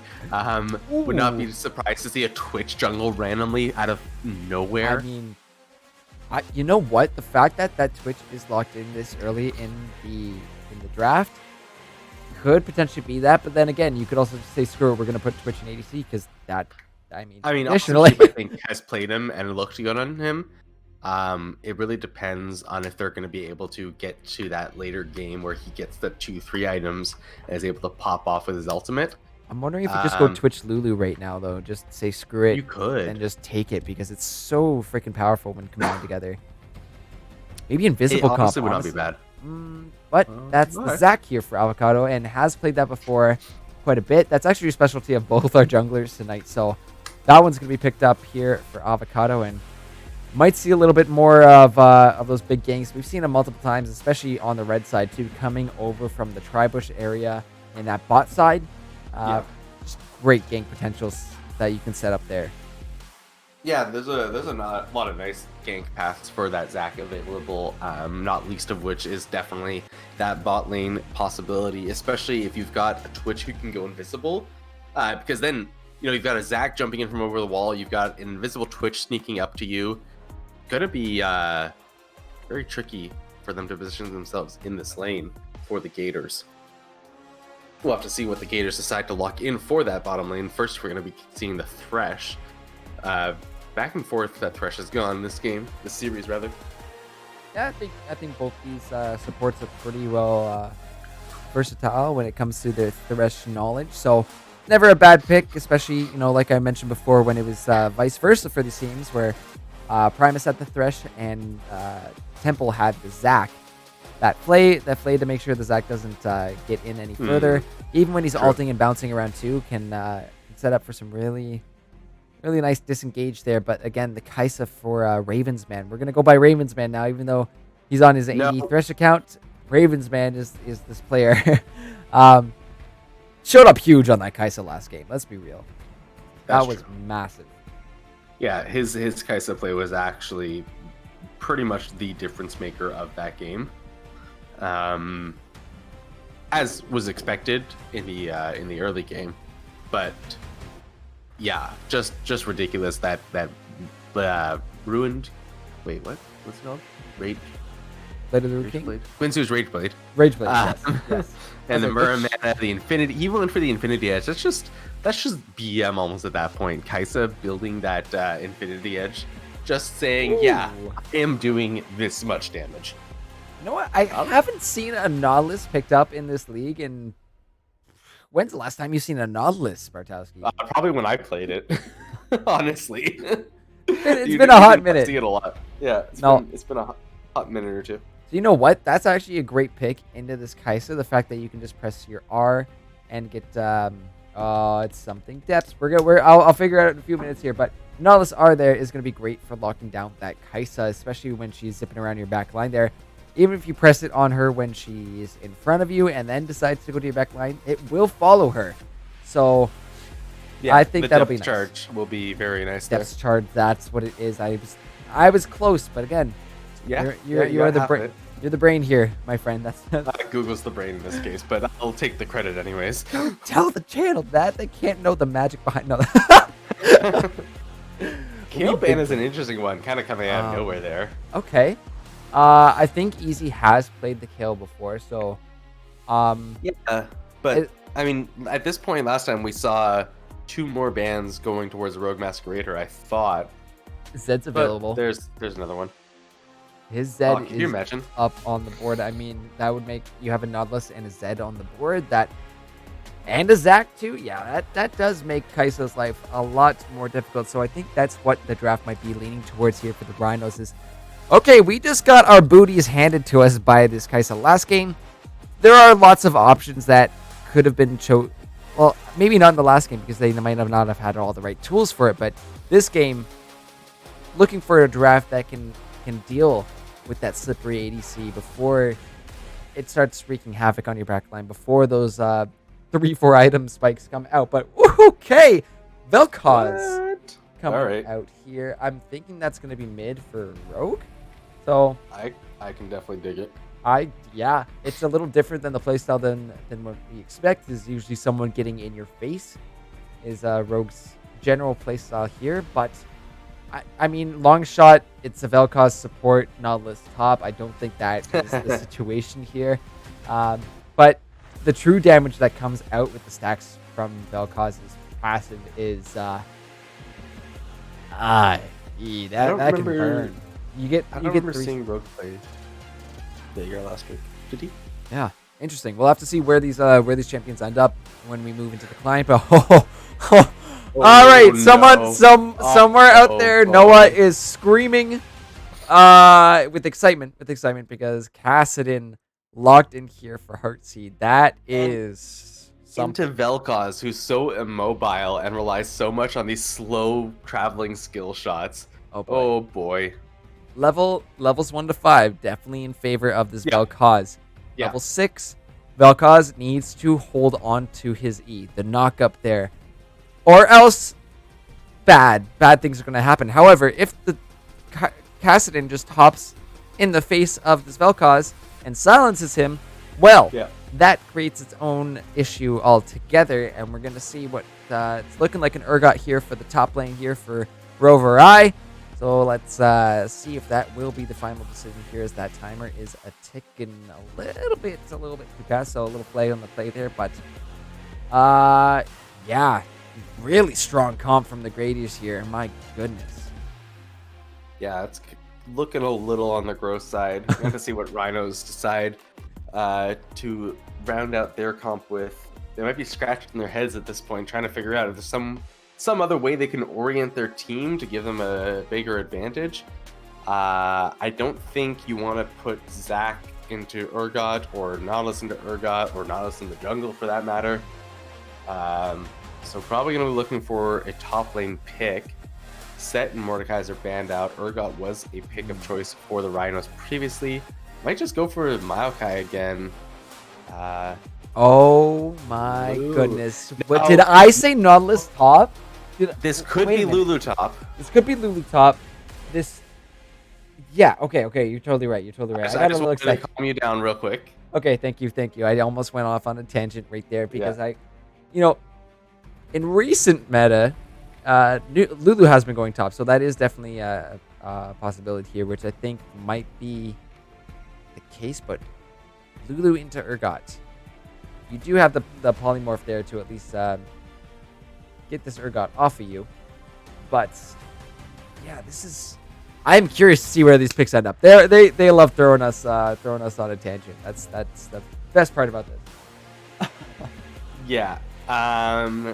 It is going to be interesting. I mean, Lulu, I believe, has the range advantage just for like melees and everything. Not melee, sorry, auto attacks and everything, versus the Urgot. So should be fine in that regard, able to make those pokes and run away from any potential trades. Oh boy, indeed. We're gonna see another big one here. So far, the damage that I'm seeing is in favor, from what I guess in my opinion, in the Gators' favor. This game is going to be scary if it goes late. Oh yeah. Honestly, both teams kind of have a bit of a scary late game, especially since we now have that Twitch and Lulu. And since that's solo lane Lulu, that's going to be building a lot of AP, a lot of support items really, really quickly. Means that Twitch is going to be able to come online all that much earlier. Ooh, spicy. Yeah, this is definitely going to be one of the spiciest ones we get to see here, because a couple of picks that we don't often get to see. This Vel'Koz, the Lulu coming through too, but it's not. I guess maybe in the past few weeks we've been getting lucky seeing the amount of Kassadins we have. call it lucky, sure. I'd call it what you will. I mean, it does make for a spicy game when we see the count for the casting levels going on in the Twitch chat, because it really is a timer. And once you hit 16, what do you do to stop this cast? I mean, the polymorph is going to be great in these situations, actually, with the cast hitting in the face.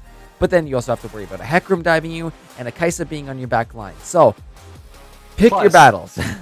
Plus, the polymorph being on that cast means it's not going to be used onto Twitch for the attack speed steroid and the move speed steroid as well. So, you have to pick your battles. You have to say, do you lock down the casting for 1.5 seconds, or do you give your Twitch a big steroid?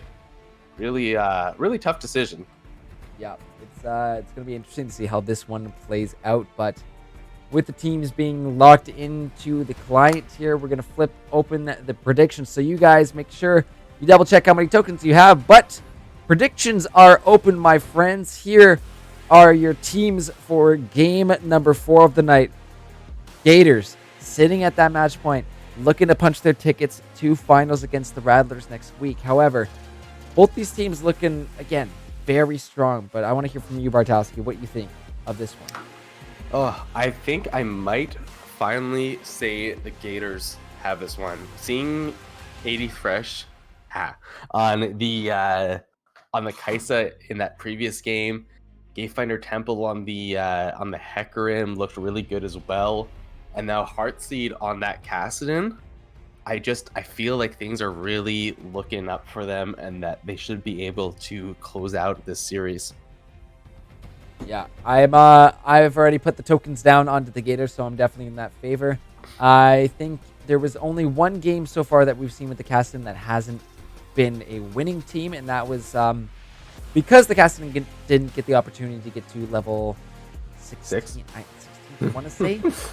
Close game for Kassadin. I might be mixing it up with a Kale game, honestly, because it's the same kind of situation, right? Those two champions, they hit 16, they become completely different champions. Yeah, like that is their final form, and you get scared of them at level 6 and level 11, where their main spikes tend to be, and they're just screaming at you, this isn't even my final form. So we'll have to keep an eye on that. I'm hoping chat keeps count for us and keeps track of those casting levels as we go through this game. But I'm thinking, I don't know, there's a lot of angles that the Gators can attack from, but there's also a lot of ways that the Rhinos can stop them. You have the Zac there, the Nautilus there for those larger CC moments and tanking / soaking up some of the damage. Of course, Twitch is going to be invisible, but if he is spotted out, oh god, you better start running. Yeah, it's going to be a very scary game for that Twitch, and honestly, also a little bit for the Nautilus, because they have so much dive potential. It's going to be scary trying to go out and ward if he starts getting a little bit behind. Nautilus is not as tanky as one might hope. No, no, he's not. he looks so beefy, but his base stats just kind of sad. But it's similar to Thresh in those early levels, where it's it's a tradition. You would think more in the tankier regions of these sports, but in those early levels, you take a lot more damage than you would expect being on those being on the Thresh of the Nautilus. So you just need some items you need to tank up. I think honestly Knight's Vow for either of these supports for their ADCs would be a great pickup to make sure they're mitigating some of that damage and also getting healing back when their ADCs are trading, which with a Kai'Sa and a Twitch, knowing that we'll probably see a Runons on both of them, that amount of damage coming in and at the rate that it will be is, I think, going to be quite nice for either of these sides. For sure. But 30 seconds. Any last thoughts before we head into our break? I think I'm good. I think I've said all I need to say. I'm looking forward to this game. Yep. Let's see if the Gators can take it or if the Rhinos are going to bring us to a game 5. Guys, don't forget, predictions are open right now, so go ahead and use those tokens, put them to good use, as we are almost at the end of our split here, guys, so not that much time left to use them. Guys, we will see you in a few seconds. When we come back from the break, we'll be hopping onto the rift for game number 4 of this best of 5 series. Don't go anywhere.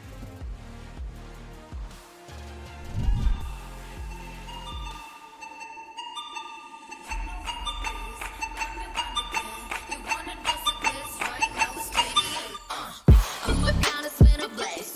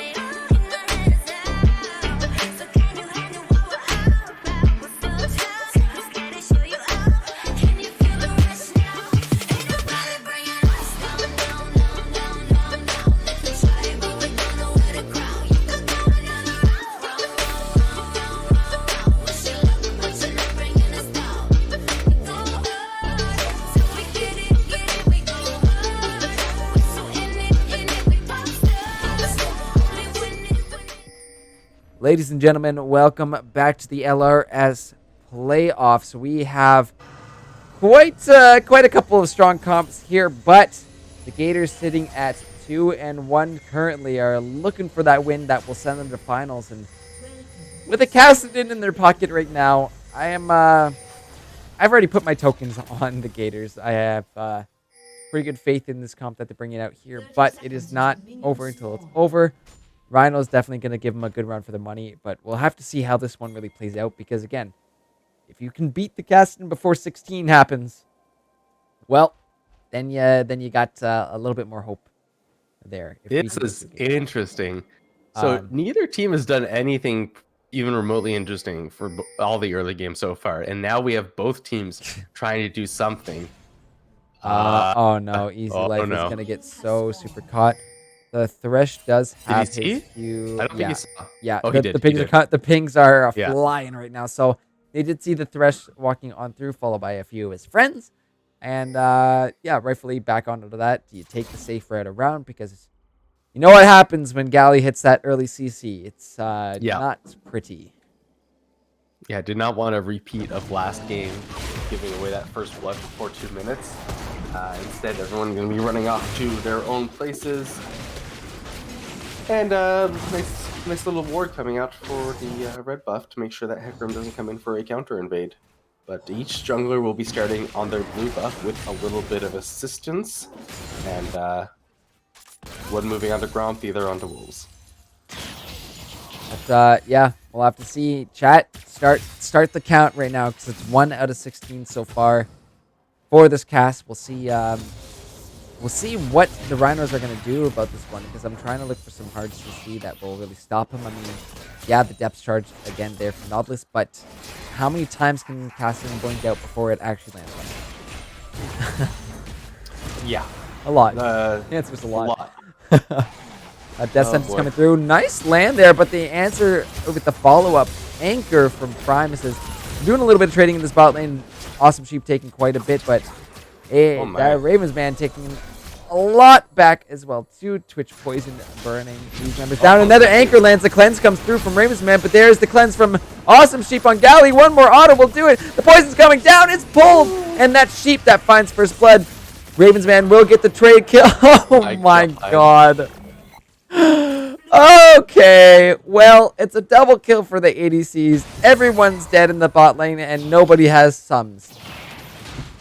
Yeah, that's a way to start a game. Kind of wishing that Primus hadn't flashed in there. Twitch did have it, probably even with just the ticking of his poison, but does flash in and give away his life to Ravens man there. But oh yeah, my god, I can't. Fun little trades back and forth. So I mean, like, does that make a difference in gold? I'm just looking across here. Other than a few minions, they're pretty much tied for gold. Everyone's tied for gold, so they're pretty much net 0 down in the bot lane because both ADCs got the kills and everybody used However, what's kind of an important part here. It looks like Ravens man ended up with more experience on the backside of that, either because more minions were cleared or he got the kill first. Some engage coming in though. Oh, look at this. Devil's Avocado is down here. Not going to be able to land that one. The auto from the Nautilus will lock down Ravens man, but just briefly. Not enough time to pick off that Kaisa, but... Well, and there's the exact part I was talking about. So Ravens man is now level 3 and is able to start a freeze here, and Awesome Sheep still only level 2. Will tick up very shortly, but that means that there's likely going to be times in the future of this lane where they're able to, level up to the next and then start and engage before their opponents are at the same power level as them. Yeah, so we have to be watching out for that. Yeah, gotta watch that, especially in these higher elos where wave management is a lot more focused. We see the Death Sentence landing on a Primus. The play on back. He's gonna try and anchor on out, but I don't think he's gonna be able to get far enough away. Oh, Galley will secure this one down. Ravens man not quite in range of that, so better to make sure that Nautilus is taken out before he... For sure. Yeah, especially with no flash being up for your AD carry there. Not worth it to let him get away. Might as well pick it up. Gold is gold is gold. Gold is gold is gold. That's right. We're seeing some nice trading actually out of Rogue Masquerader in the mid lane. But currently the count is 5 out of 16. So my friends, Oh boy, it's still a coming, but Rogue is doing a good job in these early levels so far of trading and CSing. Looks like we might have a gank in the top lane though. Gayfinder Oh boy. Temple Oh heading boy. up. Oh yeah, he's there. He's Yeah. onto this Lulu. We're gonna see the polymorph probably come out right away. Actually, as jumped on, flipped back over by Urgot, and that is going to be a dead Yordle in the top lane. Not even blowing the flash to try to get out of that. Just kind of gives up his life. Says, "Yep, you got me. You got me." Look at this. The Vel'Koz ult is popped, but Heartseed again uses ult to get on out of that. The Rift Walk is what it's called, and I think it's the Disintegration Ray from the Vel'Koz. Yes, there we go. Reminding myself. Definitely happy to trade those ults if you're casting in there. A bit of a shorter cooldown. Yeah, definitely so. But well, I mean, Disintegration Ray is definitely going to be hurting a lot more in this early game, but that will definitely flip flop as the game progresses. So a lot of lanes to keep an eye out. We can see how aggressively Gally's posing in the spot lane. This allows Thresh to pick up a lot of this CS here, and the difference between the CS numbers in this bot lane this series have been quite staggering in the early game. Yeah, Ravensman's just been doing such a great job keeping Awesome Sheep down on pretty much anything that he's been playing. Oh, but here comes Devil's Avocado. That pushed up a little too far. Galley is going to get caught out. AD Thresh gets pulled back by Zac, but the TP answer down is not in time for Thresh. However, Heartseed's here. One more blink will do it. Auto underneath the tower, taking a few shots is going to be a lot of damage, but take a look over here as these members of the Rhinos have rotated on down. Gayfinder Temple is so super duper low. He's got 20 health. The anchor will not land, but Avocado's looking for it. Trade back onto Zac will put him into his passive, but AD Thresh trying to make it on out of here. Knocked up by the Vel'Koz. Disintegration Ray is not available, but Awesome Sheep has the damage to do it. And they will find two members down here as Galley is now respawned. And now they're going to look towards this Drake, and they're probably just going to be able to get it for themselves. Nice little pickup between the kills and the Drake to get themselves a little bit of a early lead here. Ends up being mostly even in terms of gold, but absolutely necessary for them considering the lead that the Kai'Sa had previously built for herself. 3-1-1 on the Twitch now. Oh my goodness. Yes, that's that was one of the champions we were talking about coming into this game, and yeah, I mean, both these ADCs are definitely scary. I mean, aside from the CS difference that we're seeing. Oh, Rover Eye taking quite a bit of damage, put into Polymorph, and look at the trade coming from Easy Life. Oh my goodness, I'm sorry. The Q does 200 magic damage. Cool. Yeah. Cool. Yeah. Anyways, Cloud Drake went on over to the Rhinos. Mountain Drake up in about 4 minutes 15 seconds, which means Ocean or Infernal. I want to put my money on Infernal just because it is, match point here. You gotta have that spice. But either team really could. Kind of spicy. It is too, isn't it?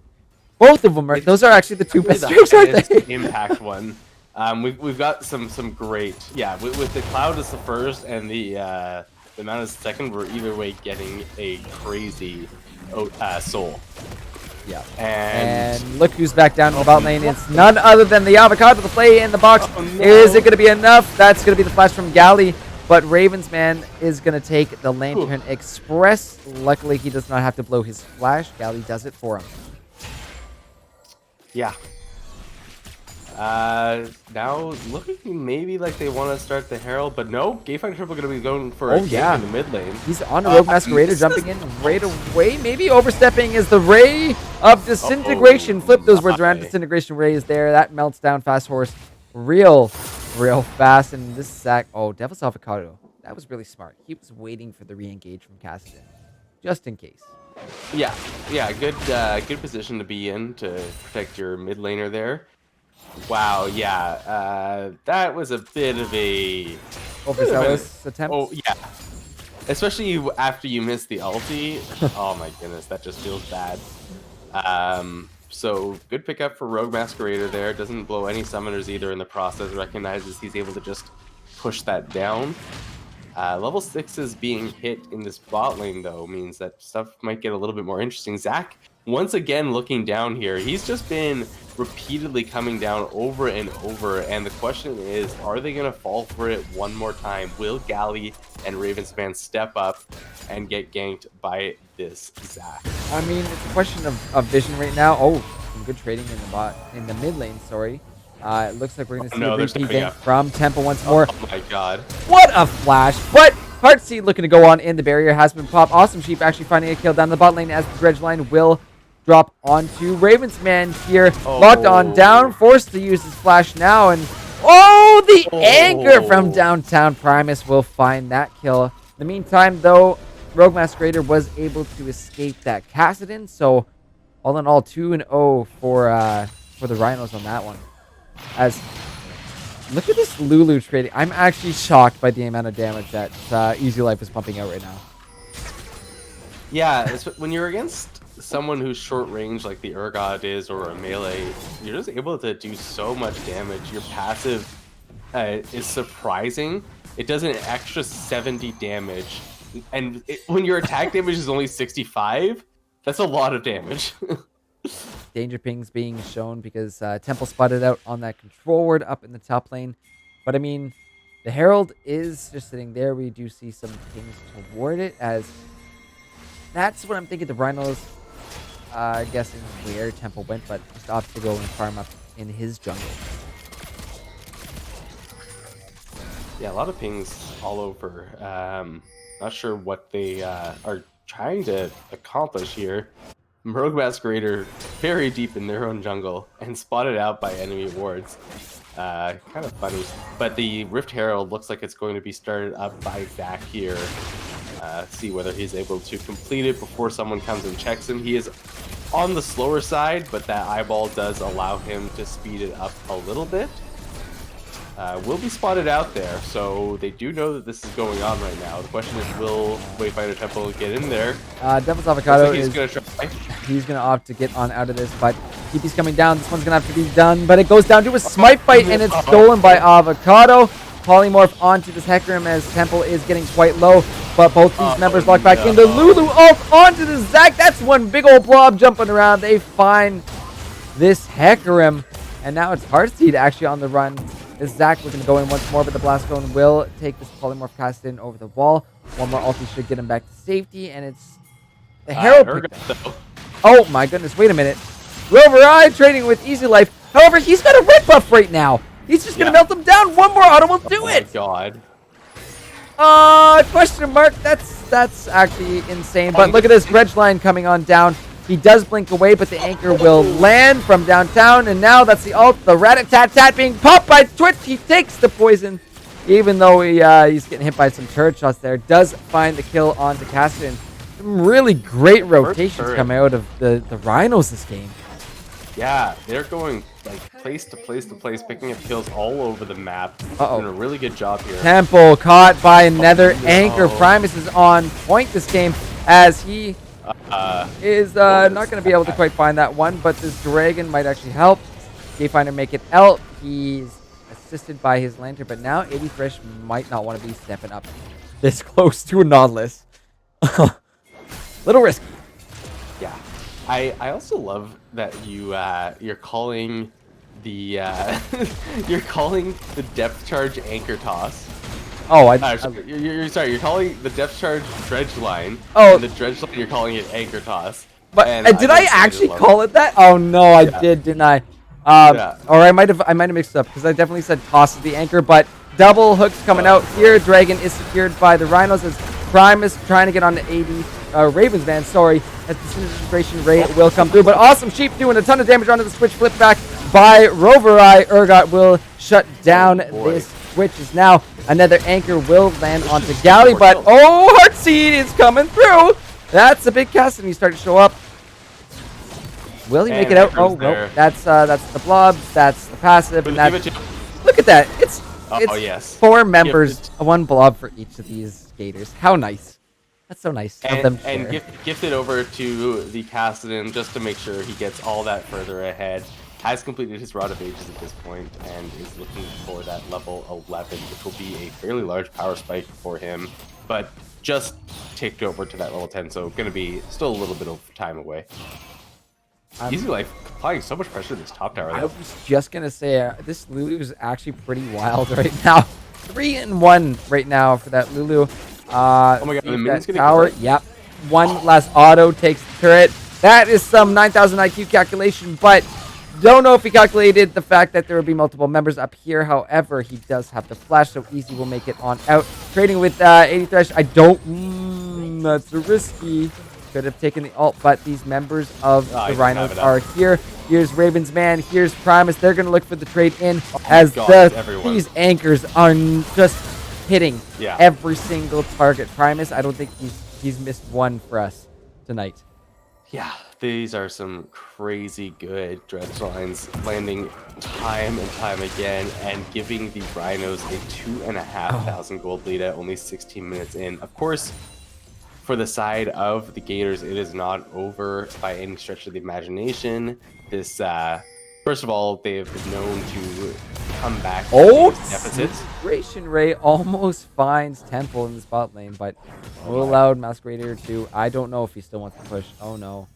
Oh no.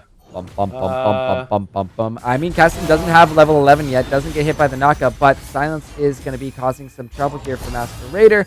Barrier has been popped, but look at the damage coming down from Vel'Koz. However, Galley is here. Masquerader going to be going golden. Lantern has been popped, and now the death sentence will bring him back in.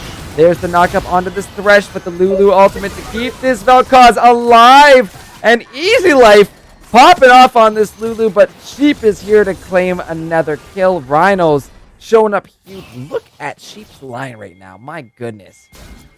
Yeah.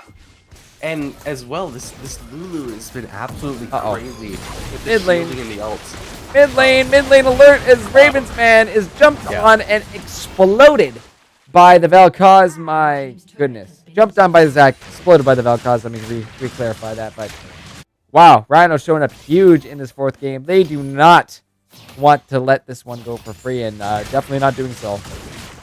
As how is Avocado everywhere on the map? He's literally been in every lane. This directed camera is essentially just following him. Yeah, at this point, it's just his ganks over and over. I mean, he doesn't have the largest of kill participations, but he has absolutely had so much pressure on this map, and it's been very apparent throughout. I'm gonna have to see. Gonna be just clearing out the top lane there. They do spot out Easy Life. Two of these members of the Rhinos backing were able to get back, but Easy Life stops the back knowing that there's the Thresh floating around nearby. Does not want to risk it. The voting, by the way, is still open. Oh, crap. Thank you for reminding me, Bartowski. I always seem to display my NA caster talent some days. It do be like that sometimes. But yeah. NA production, not NA caster, because there's did we notice that the Infernal is the soul of choice this game? What I say, baby. Yep. But you got to add that extra bit of, a bit of spice in Rhinos right now, sitting with 2 breaks already to name, another one up to 40 seconds. Plus, they're on the Herald right now, so this is just going to give them even more pressure on this map. Hopefully, they can find the turret with it, but even if they don't, you drop down the Herald, you just go take a dragon. Yeah. Get that soul point. The Infernal soul point is going to be absolutely huge, especially with like people like the Twitch, like that Vel'Koz, going to be dishing out such an insane amount of damage anytime they're able to proc that, and likely just going to be going their way considering the positioning on the map. Urgot not even coming close to looking like he wants to join this, doesn't have teleport, is just going to go ahead and take that top turret instead. Don't necessarily know if I'd call that a worthwhile trade. Yeah, I don't know about that, as putting yourself to a point and no TP available.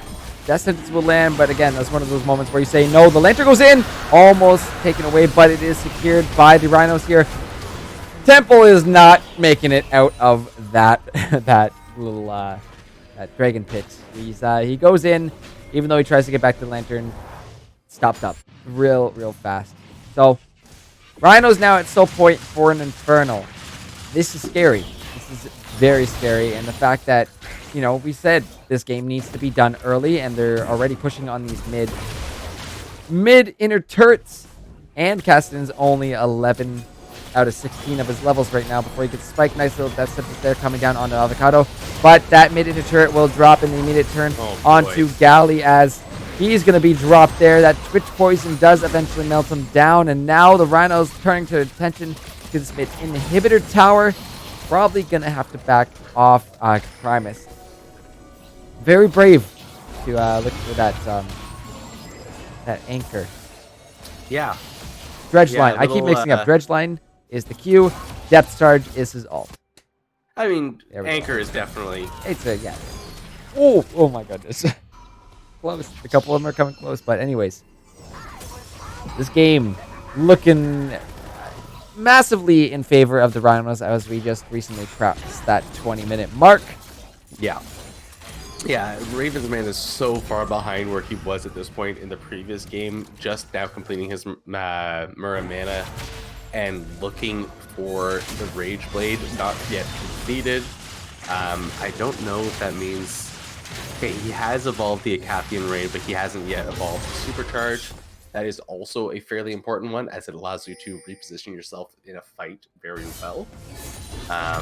Let's see whether or not he's able to get to that spike anytime soon. Obviously, the Rage Blade passive doesn't contribute to that, unfortunately. Oh, take a look at this, though. The Baron's actually being started up by Primus. That might be early, but...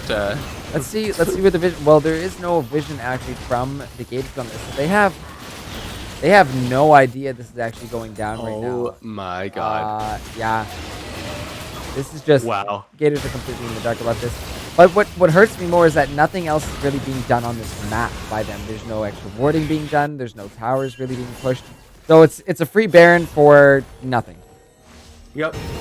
And that just plays perfectly into the Rhino's hand. Now, the Infinity Edge completed on Twitch. He is now officially at 3 items and has a Lulu who's at like another 3 items. He is going to be hitting like a truck and hitting everyone. What's the completed? Did you say that right? The completed Muramana? Muramana. Yeah. This. Yeah. Sheep's scary now. Sheep's scary. And he's gonna be zooming around all over the place when Easy Life hits him with the Whimsy. Yes. Absolutely. Getting 40% movement speed and a bunch of attack speed. Rover Eye caught out in the jungle, doing some decent damage into Devil's Avocado, but just shredded apart. Sheep is up here. Rogue Masquerader is up here. So the 2 main damage dealers are available and just shred apart this Urgot before he can do anything. And without one of their main bruisers, Gators are going to be in quite a bit of trouble as Rhino's pushing in this top tier turret with their Baron buff. And take a look down the bot as Easy Life continuing to split on this Lulu. Yeah, there's just taking everything on the map at this point. They're almost 10,000 gold up at 23 minutes. There's really not much that can be done. Even, like, yeah, that was nice, but in the previous game, that would have been close to a one-shot. This time, it did a quarter of his health. And Heartsea is just not going to get anywhere close to online anytime fast enough.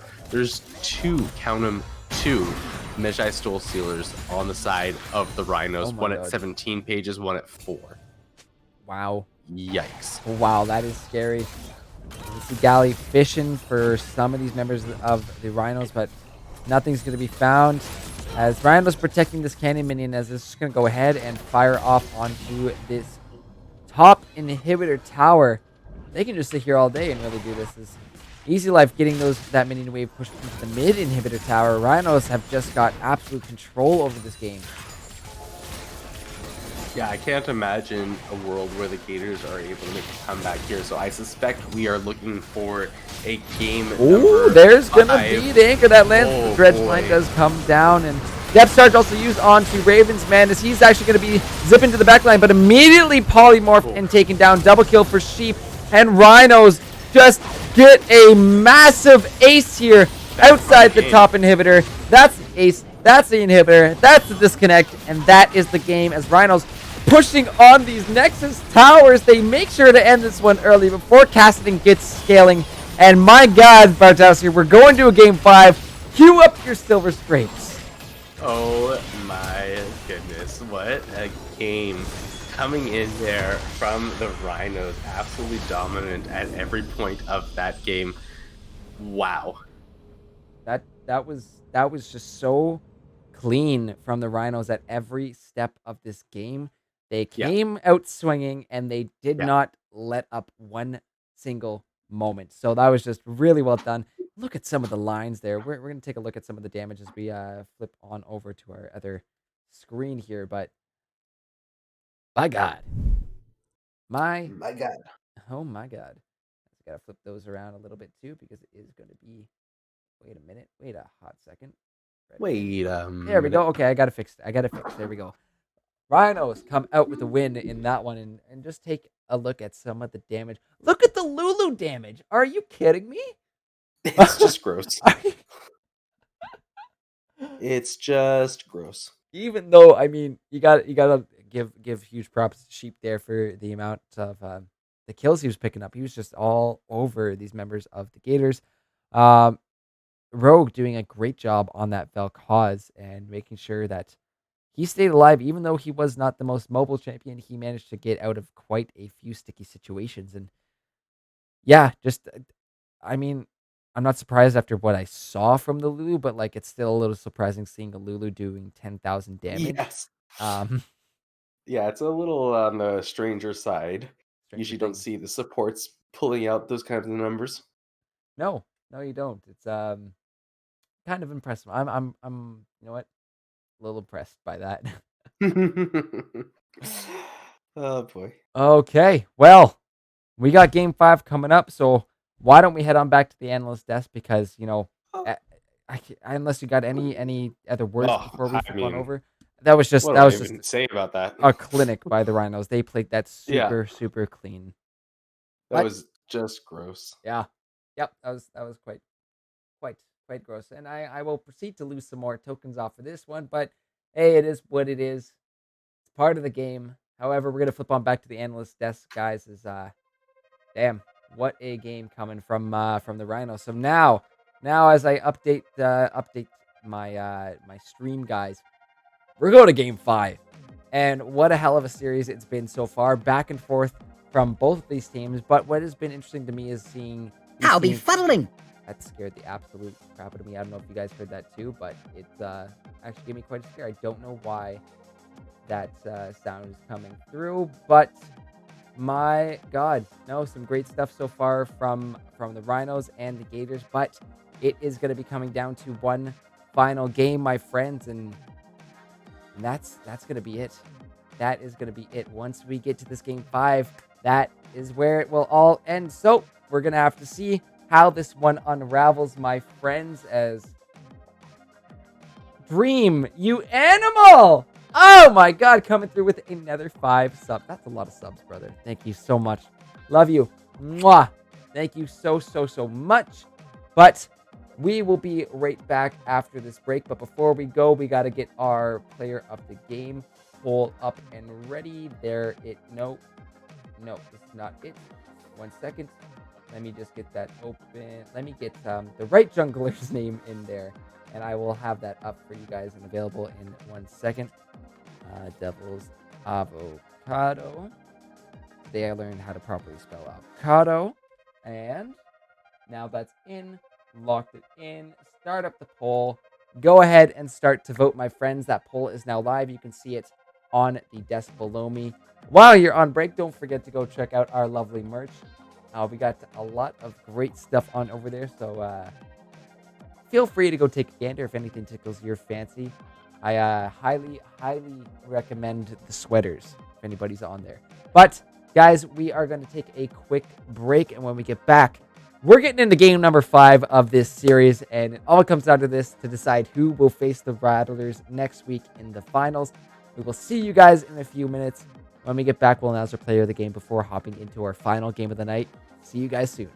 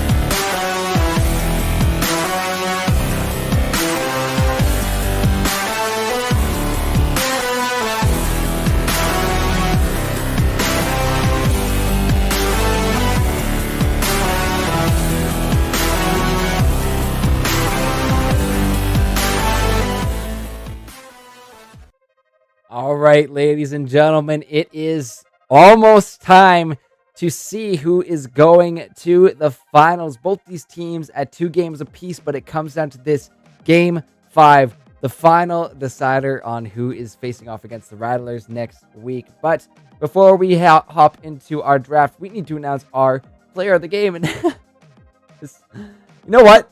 10k damage on a Lulu. You freaking deserve it, Easy Life. 5-1-5 on that little Yordle, and honestly, super impressive stuff. I didn't expect that kind of damage coming out, so you know what? Color me impressed, because that was some damn fine Yordling up in the top lane. So congratulations, Easy Life, but it's time, my friends. It is time. So without any further ado, we're gonna be hopping on over to the pick and ban as we are about to get into our final game of the night.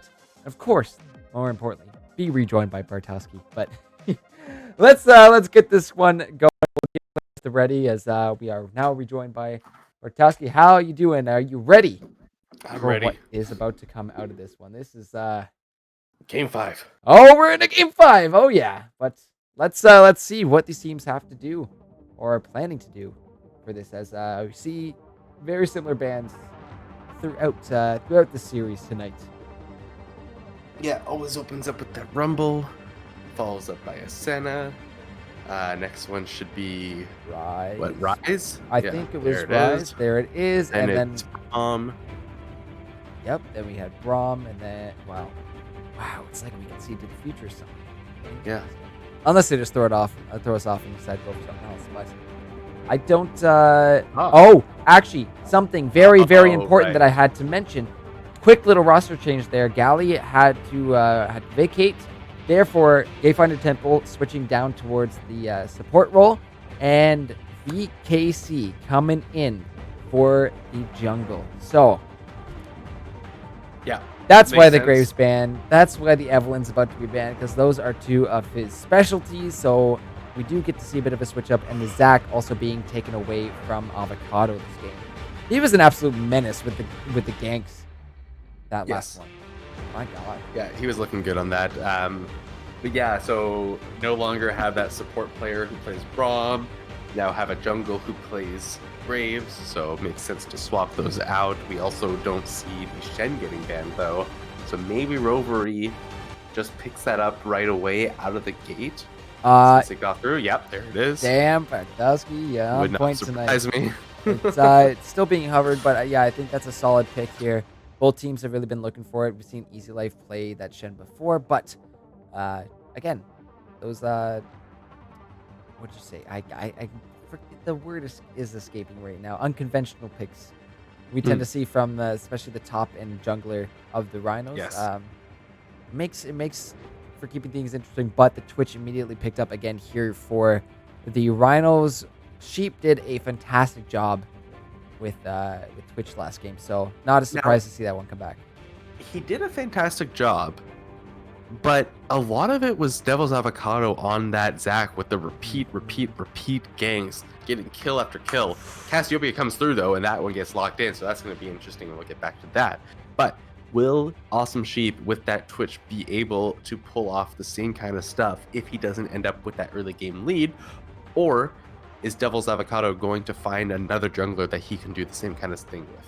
I think, yeah, our answer will come once we get to see the jungle and the support pick come through for the Rhinos. However, that cast pick, that was the third ban that we had been seeing throughout the night.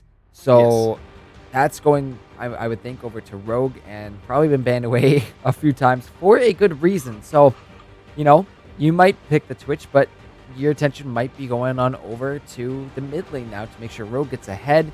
Lysandra was played in game number 1 tonight. That was off stream. So Heartseed going back to a little bit of comfortability there, what they won with. And VKC finds himself his Kha'Zix. So, oh boy.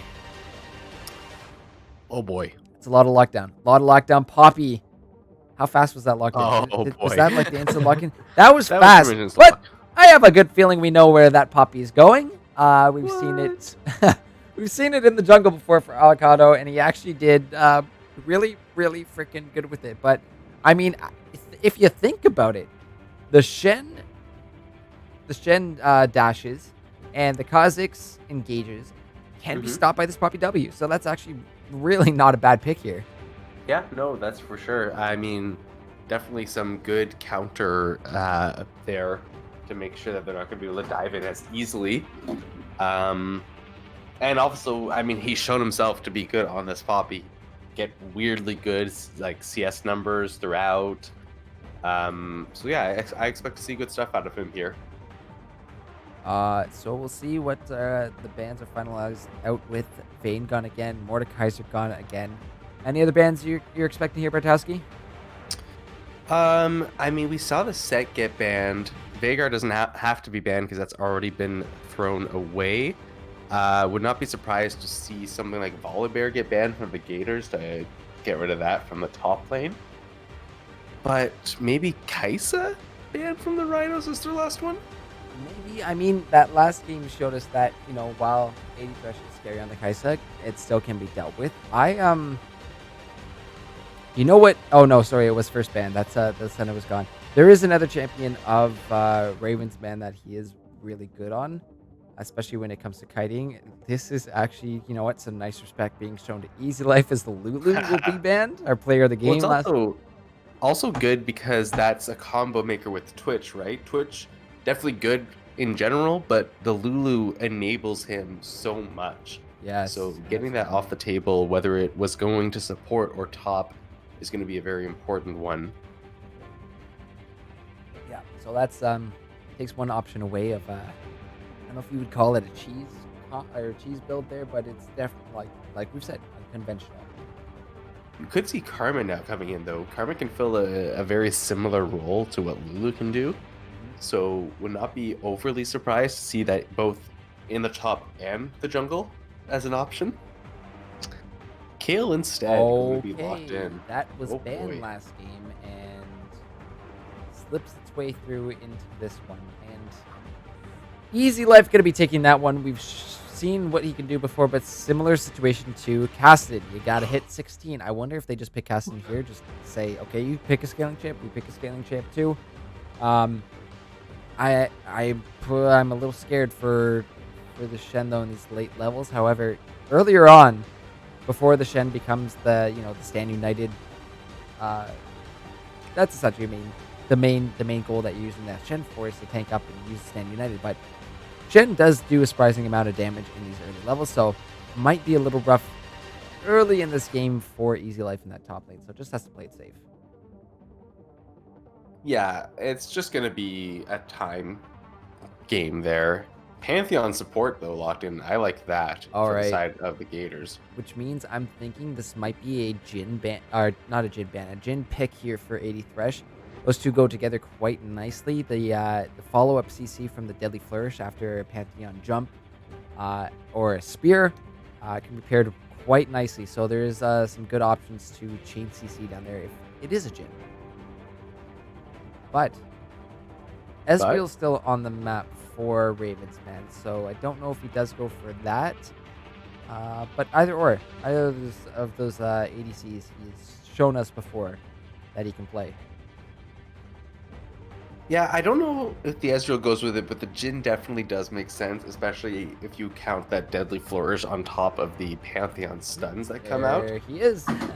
Definitely a nice combo there, so not surprised that they go for that, as you mentioned. Now we're waiting for the last pick from the Rhinos, most likely a support, maybe the Karma, like I mentioned earlier. I don't think you necessarily want something engagey because of that Pantheon now, especially.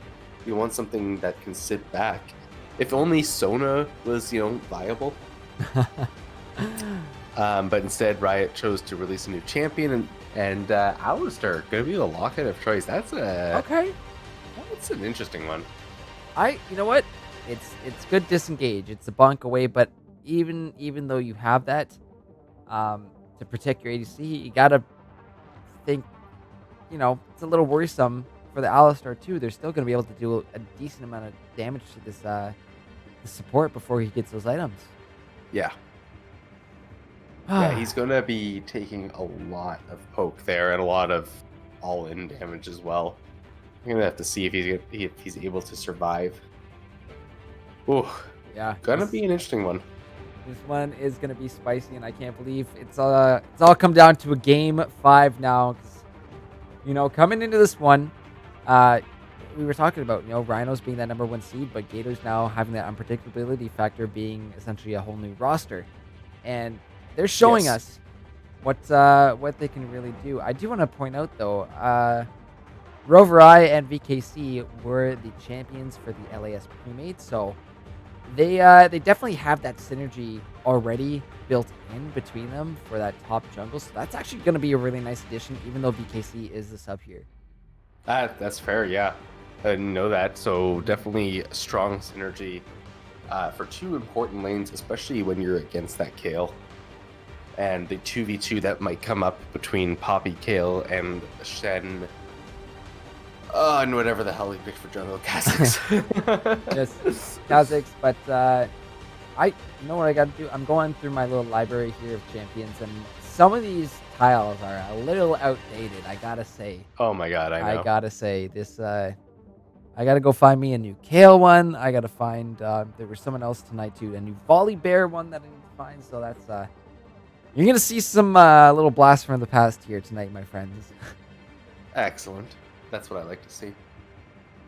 But yeah, a couple of strong comps here.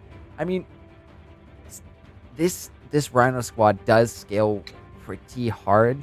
We saw how scary Twitch gets going into this mid-late game.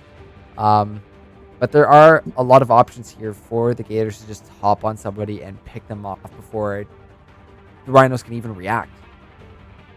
Yes.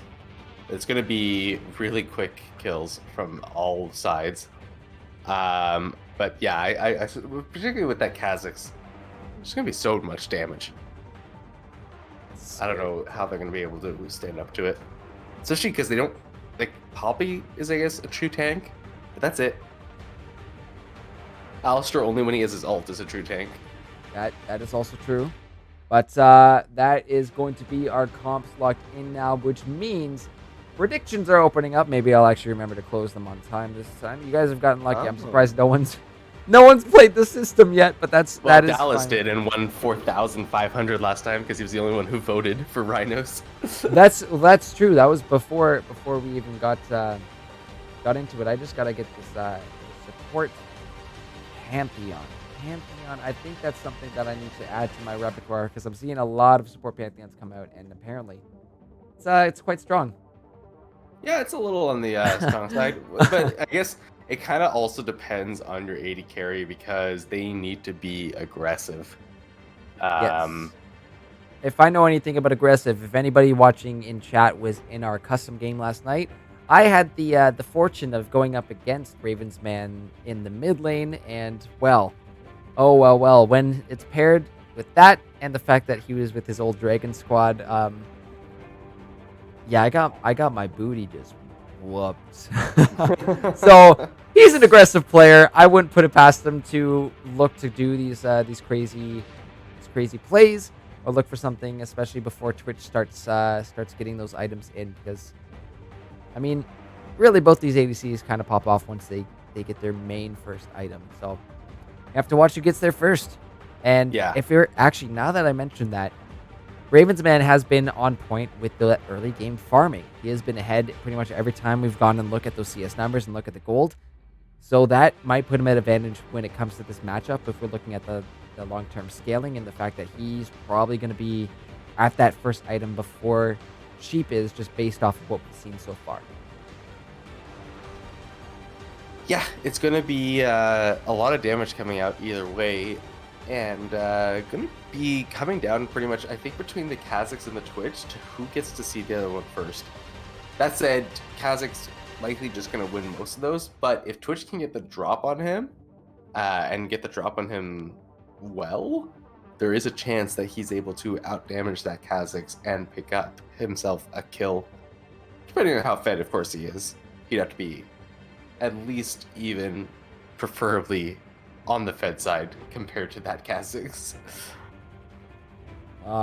Yeah, this is I mean, again, both these teams have shown us tonight how strong they can get when they get the ball rolling. So it's really going to come down to who's more aware on this map, what junglers are making more plays, and I guess not so much even plays, successful plays that we need to be seeing happening, because you know both the teams will give it their all when it comes to these ganks, but you know it does at times bite a few of these members in the ass, but other times it really can pay off. So it's going to come down to execution, communication, and how well these lane to lane, these head-to-head matchups really go, because these items are going to mean a lot for which team gets the ball rolling first. Yes, absolutely. 30 seconds before we go to break, Bartowski, who are you thinking here for our winner tonight in the series? Not just winner of the game, winner of the series. That's such a hard one. I mean, we've got Rogue Masquerade on his Cassiopeia. We've got Wayfinder on his Jin, Rovery on his Shen. Ah, it's so hard. I think I'm gonna have to. I have to give it to the Rhinos. I said last week that I expected it to be a Rhinos versus Rattlers finals, and I still think that that's true. And I'm going to vote for the Rhinos. All right. Well, we will be back in a few moments, ladies and gentlemen. But this is Game 5. This is the decider. And we'll see who's punching their tickets to finals at the end of this one. So do not go anywhere because you will not want to miss what happens here. See you in a few.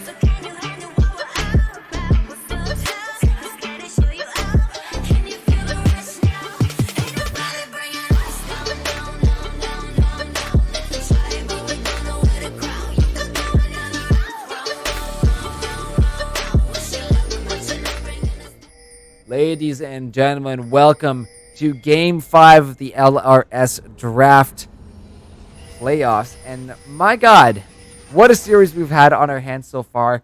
Back and forth, each team taking games off each other left and right. But, of course, can't be a Legends Esports night without at least one pause. So we're going to get one here. But this gives us a little bit more time to think about how this game might go. I'm just looking at the early levels here, the early plays that the Gators can make, and I think they definitely have the advantage there. Is a quick pause for us. We don't have to wait too long. I think if this game goes late, Rhinos are going to be able to come back and take it right from underneath the Gators' feet. So really interesting to see where this one's going to go. Now that I quickly remember, predictions are closed. So those of you who got your predictions in, good job. We'll have to see how this one goes, Bartos, because honestly, it could go either way for this one. Yeah, and looks like not going to find each other in this early game, obviously. Can't say I'm overly surprised there, but still some cheeky stuff attempted. So nice to know that even in Game 5, players are willing to throw everything on the line for a cheeky early invade. But nothing going to happen from that. I don't know who wins the matchup of Cassiopeia versus Lysandra. I'm going to imagine that it's Rogue Masquerader purely because his Cassiopeia has been banned away so many times. That's the only reason. I think I'm with you on that one too. Plus the miasma. Yep. Miasma, which silences Lysandra. Nope. No, does not. What? It grounds. It grounds. So it means that is an interesting one though, because it means that if she throws out her E and you throw out your miasma on top of her, she cannot follow up on the E. Okay, that was my thinking there. I knew it was something to interact with her escapability. Yeah. So it is an important one for sure. Yes. So we got to keep an eye out on, well, not us so much, but Heartseed really needs to watch out for when they pull the trigger on those engages. But some bot laners get quite close to each other here. It's a nice Alistair skin. I don't recognize it. Which one is that? Oh, that is nice. World Breaker question mark. I want to say chat. We're gonna give a zoom in there until direct can't be elsewhere. But yeah, this is going to be a spicy game 5. We've been building up towards this all night, but really so much on the line for either of these teams. One of them are going to finals. One of them, their playoffs, and their split ends right here. So a lot on the line for these guys here tonight. Very excited to see what team is coming out on top. Yeah, this is their last chance at winning the entire thing. All comes down to this final game. Obviously, the Rhinos came from that winners bracket. I guess they didn't exactly come from the loser brackets, the Gators. They just came from the less ahead bracket. it, They came from the lower seed the bracket. lower bracket, yes. The lower bracket. There we go. So they had a bit of a harder fight to get here. The Rhinos just had to lose the series to get here, whereas they had to win one. Yeah,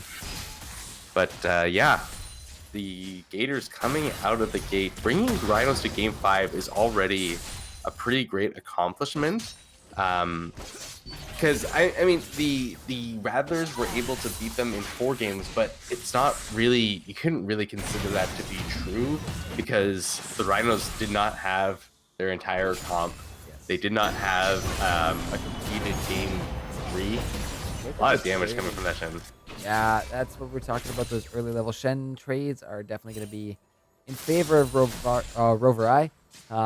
So yeah, we expect to see some continued harass on to Easy Life's kill here up until the range starts to come out, which I believe is level 11. It's not 6, right? No, level 11. Yeah, level 6 does something. What does level 6 do? It increases the attack range is increased when she's arisen, but I believe level 11 is when. No, level 16 is when she becomes permanently ranged. Permanently ranged. Oh, but look at this. The jump from Temple on to Sheep, doing a lot of damage. And that's actually going to force them off back. But luckily, you know what? That Alistar heal did help Sheep out a little bit there. A little bit.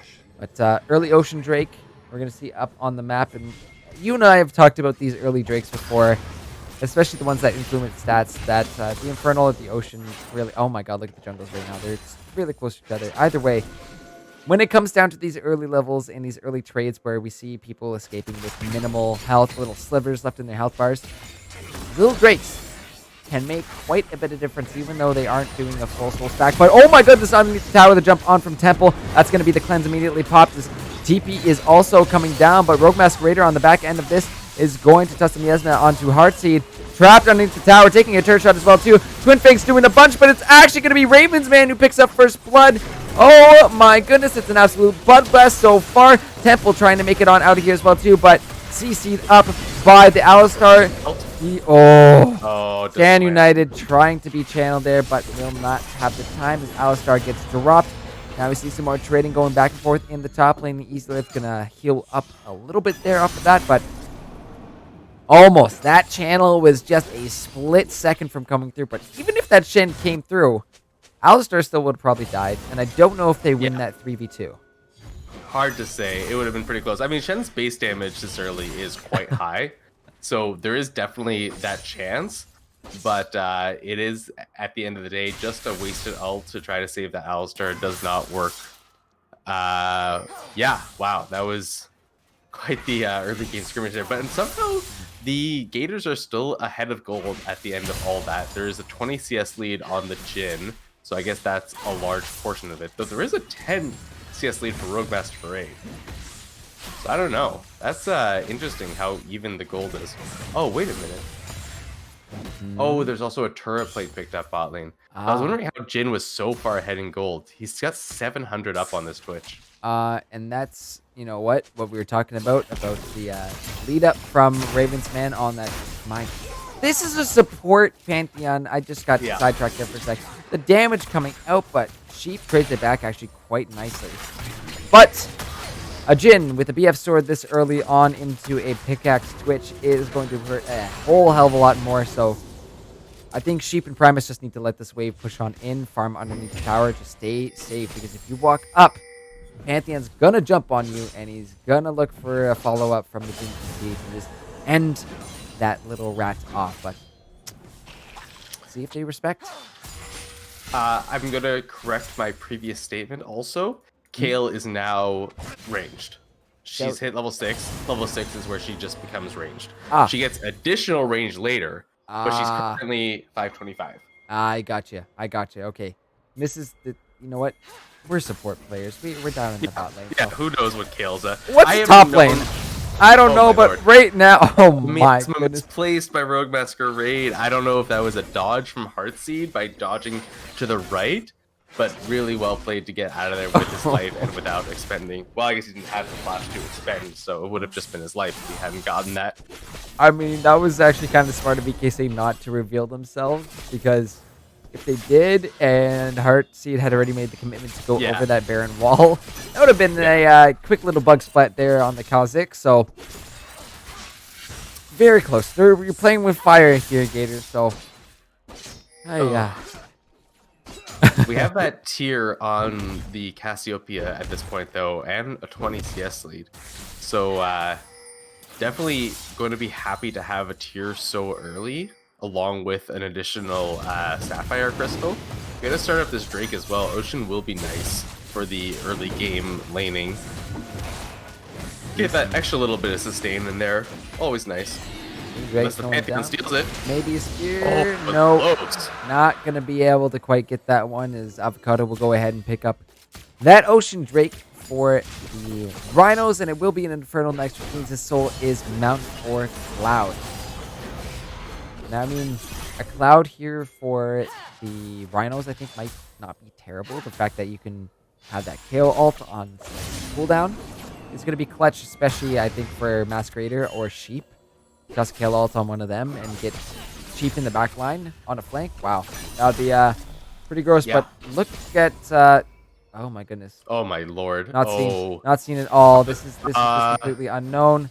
Oh my god. VKC will be spotted on that ward in the river, but over the wall, Heartseed goes, jumping on at this kill. Oh, the ulti with 29 health remaining, but just hacked and slashed down. VKC finds the kill there. We're going to take a peek at this bot lane as the curtain call has been called. Stand United is trying to be challenged once more, but that's the Poppy ult shooting these members of the Gators on out, but it's this Poppy that now has to deal with the Pantheon, the knock up from Primus there. Tried to bump him on back, but no siree. It's not enough time to do it. Deadly Flourish there to lock down Primus, but I think... Too tanky. Yeah, Alistar with the ultimate on is true tank now, so you can't quite deal with that. Wow. What a play, though. Channeling the curtain call on top of the Pantheon ult, combining the two, you get the guaranteed CC and the guaranteed hit. Unfortunately, Twitch manages to cleanse out of the Pantheon CC immediately, but Ravens Man still able to hit with that critical bullet and take him out, winning that trade for them. Oh, but the re-engage onto Temple. The exhaust comes out as well, too. And now Sheep's actually going to flash on in for this one. The stacks of poison are there. One more auto will do it. The poison is ticking down. Keep an eye on this. Oh my god. He's ticking down. I don't think it's not enough. No, 57 health. Temple will make it out of. Not even close. But, again, Gator's still playing with fire, but luckily enough, able to make it out of that one. And the exhaust burn from Primus and a flash from Sheep. You don't have flash going up into this Pantheon now. You really, really have to play safe. Yeah, that's going to be so tricky. Ah, man. This is actually kind of crazy. I do want to point this out, though, and I want to know your thoughts about this. We see the two tiers coming out, one for Rogue Masquerader, one for Awesome Sheep. Yeah. And obviously knowing the Kale is going to be this, the scaling champ, but what are we looking for from the Rhinos here? Because they need to start playing safe, but of course as I say that, they find VKC out in the jungle. Oh boy. The Sun's going in, finds 3 members. The flash from Avocado immediately, but that's going to be the TP coming through as well too. Double TPs are coming down, as well as here comes the Shen, but Cassiopeia with a massive ulti there, as this little skirmish in the jungle is turning into maybe something the Rhinos did not want to find. Alistar trying to find Raven's Man, but there's the curtain call once more. Is going to be stopped by Alistar, and unfortunately not able to find that Cassiopeia, but Alistar dropped in the meantime. So what were you saying just 2 seconds before that started? Something about the Rhinos needing to play safe. That's exactly what I said. I can't quite recall. Then it seemed like immediately after you said it, the Rhinos forced a play and got massively punished for it. Oh my god. I'm pretty sure Jin was also just gifted that bot lane solo gold. Yep. He's almost double Awesome Sheep's money. I don't know. Let's just take a peek Can at you it. just hit X for me real quick? 6,000 gold on the Jin, 3,300 for the Twitch so far in this game. So, yeah, about double, with the exception of a pair of boots. That is, wow. Yeah. So yeah. Well, I mean, you see the he just went straight for that Infinity Edge. Now, this is actually kind of a learned thing from a previous game, right? You had faulted him on the Caitlyn for going for that the name I'm not going to remember. Stormrazor versus the Infinity Edge. And I said the reason that Stormrazor might be good is if they continued the laning phase. Well, they knocked that turret down. He immediately bought an Infinity Edge. I think that is a little bit, because Stormrazor Infinity Edge kind of the same thing on Jin as it is on Caitlyn, right? You can chase down people if you build the Stormrazor if you're ahead, or you can get the Infinity Edge for that burst of damage. That is totally true. We're seeing some more trading. We'll come back to that, talk about which swords we prefer. But yeah, some nice trading up into that top lane. And the reason why I said that I lean towards the IE more is that when you're looking for those 4 shots to really hurt people, yes, having that chance of the crit and having your crits hurt even more with the Infinity Edge is just gonna make those 4 shots be devastating. So absolutely. that's more why I was leaning towards that. I can see its merit based on, you know, being second in that laning phase. I totally agree, and especially if you're this far ahead and you end that laning phase, you're gonna do so much damage now. Oh, look at top lane though, as that's gonna be Avocado with the dive, but it's what a guy. Easy life who picks that kill up. Turret plates are down, but you know what? Turret demolished. What other champion would just walk out at you from that jungle, just charge you into the tower, and then walk away, but as if nothing happened? Like maybe a Cassidy, I guess. Like, I know, yeah, it really is. There's not much to be done against that. He can't even dash away from that because the Poppy just popped the W right away. But look at this, the double knockout from Primus, the exhaust coming down right away onto Raven's Man as it looks like Sheep is going to pop the rat-a-tat-tat, being blocked up by the Pantheon shield as here comes Easy Life, takes down this Pantheon. But no, the kill actually went on over to Sheep, and that also means the Herald here for the Rhino. So they're starting to pull back a little bit. That gold lead is only about 1.5k up for the Gators at this point. And both teams with the Dragon, it's pretty close so far as we're just entering that mid-game stage of this game 5. Yeah, and this Kale is starting to look a little bit scary. She's now completed that Hextech Gunblade. Has a bit more CDR under her belt with that Fiendish Codex. Going to be looking towards some more items very quickly. Also has a not as healthy a lead as the Jin over Twitch, but still a lead over her lane opponent. VKC is here. Pantheon ulti is also there. I don't think it was even needed, but he still gets an assist for being there. I think it deals damage on its way. It does. It does. So yeah, just grazing the Twitch. VKC doing the heavy lifting on that one, but I mean, like, he wasn't even pushed up that far, but that is the power that the Gators have with their dive comp they put together here. That's interesting, too, because there was wards in the jungle, but I guess not enough. He must have come up above that pink ward and just snuck in behind it without him even ever getting revealed. Well, that's the power of the good Greek boy here. He's very powerful with that ult and being able to initiate stuff, especially with this draft that the Gators have put together. So really nice stuff to see that that kind of coordination coming out of the Gators here. Yeah, it's going to be...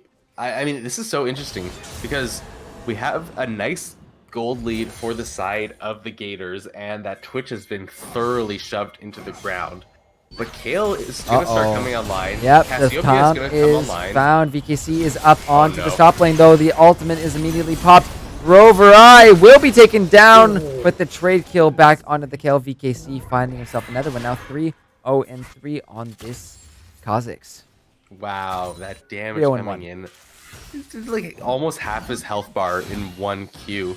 And for the record, I'm pretty sure he's only just now Actually, has he? Yeah, he just evolved his Q, so it's gonna do even more damage at an even bigger range now. Oh boy, that's a little scary. But look at Raven's Man right now, going to be cheap face to face. As Primus is actually going to get caught up by those Jin traps. So that was actually some pretty smart placement in terms of where to put it. You see those Q bounces, how much they are doing to this Twitch already, and bloody hell! You see another BF sword. It looks like he actually is going Storm Razor next. But Yeah, that makes sense. I's picked up first, so I'm happy. It's fine. Yeah, I think that's fine. Yeah. Oh, he evolved Q at level 6. All right, fair enough. But Pepe hands. That's kind of interesting. I would have expected the evolved wings at level 6, but interesting. I mean, he's 301, so he's doing better than I am. Easy life is, oh my god, this is, wow. Risky business here as 83 steps on out. But you don't, what did they say about playing with fire? Guys. However, game not quite done. 9-10 minutes. Baron's up so back and forth. It is extremely back and forth right now. We see the Herald being spawned up in the mid lane, about to time out, so you kind of have to use it or you lose it. However, Devil's Avocado going to do their best trying to score this one in, at least get a charge off, taken down by that force shot. Damage, I guess. Yeah. But Dragon up in 5 seconds here. Will be the second one for either, but the Deadly Flourish will find Devil's Avocado, and now Rover Eye is here. The Poppy ult to immediately get them on out, but Heartseed is jumping on into this one. Will find this Poppy, and now Rogue Masquerader is the one that is being jumped on. We're going to have to zoom out because we have this fight breaking out on everywhere. Easy Life is turning their attention onto Rover Eye as the curtain call is being used by Ravens Man, but my goodness, this is a lot of tankiness coming out of Primus as VKC jumping onto Cassiopeia, but the WQ combo from Primus there to make sure his mid laner stays alive. So back and forth. Oh my god. You never know where these fights are going to go. Cloak burst of move speed. Wow, that was so close. VKC legitimately one shot. Oh, look at this from the backside. Easy Life loops around, and that initiation from Primus was really well done, but now he has to deal with VKC. He's super dead. That extra little bit of movement speed there from the Cloud map is... How far are you going to chase him, though? VKC doesn't have tier 2 boots, and that's going to be some trouble here for VKC. Does find Primus, but... Big shutdown. Yeah, that gold going on over to... Wait a minute. Temple comes out of nowhere. He's looking for sheep, but Ring Around the Rosie is the game of the day, apparently, not League of Legends. And he will not be able to find that Twitch, but that gold going over to sheep is so key right now. Yeah, that was an 800 gold influx into his pocket. Now that that pretty much puts him like almost back in the game. He's still a solid almost 2,000 gold down versus Ravensman on this Jhin, but at least he's now completed that hurricane. He's getting close to his Mura mana being complete. I mean, not that close, unfortunately. It's only halfway stacked, but it's something. He will be online in the relatively near future. Of course, Ravensman looking very scary still on that Jhin. Yeah. And I honestly, we got to keep our eye on this Kale. Level 14 right now has the Gunblade, has the Zerkers. Going to be hurting quite a bit, and I think looking for the Stinger, that builds into a help me out here, Bartowski.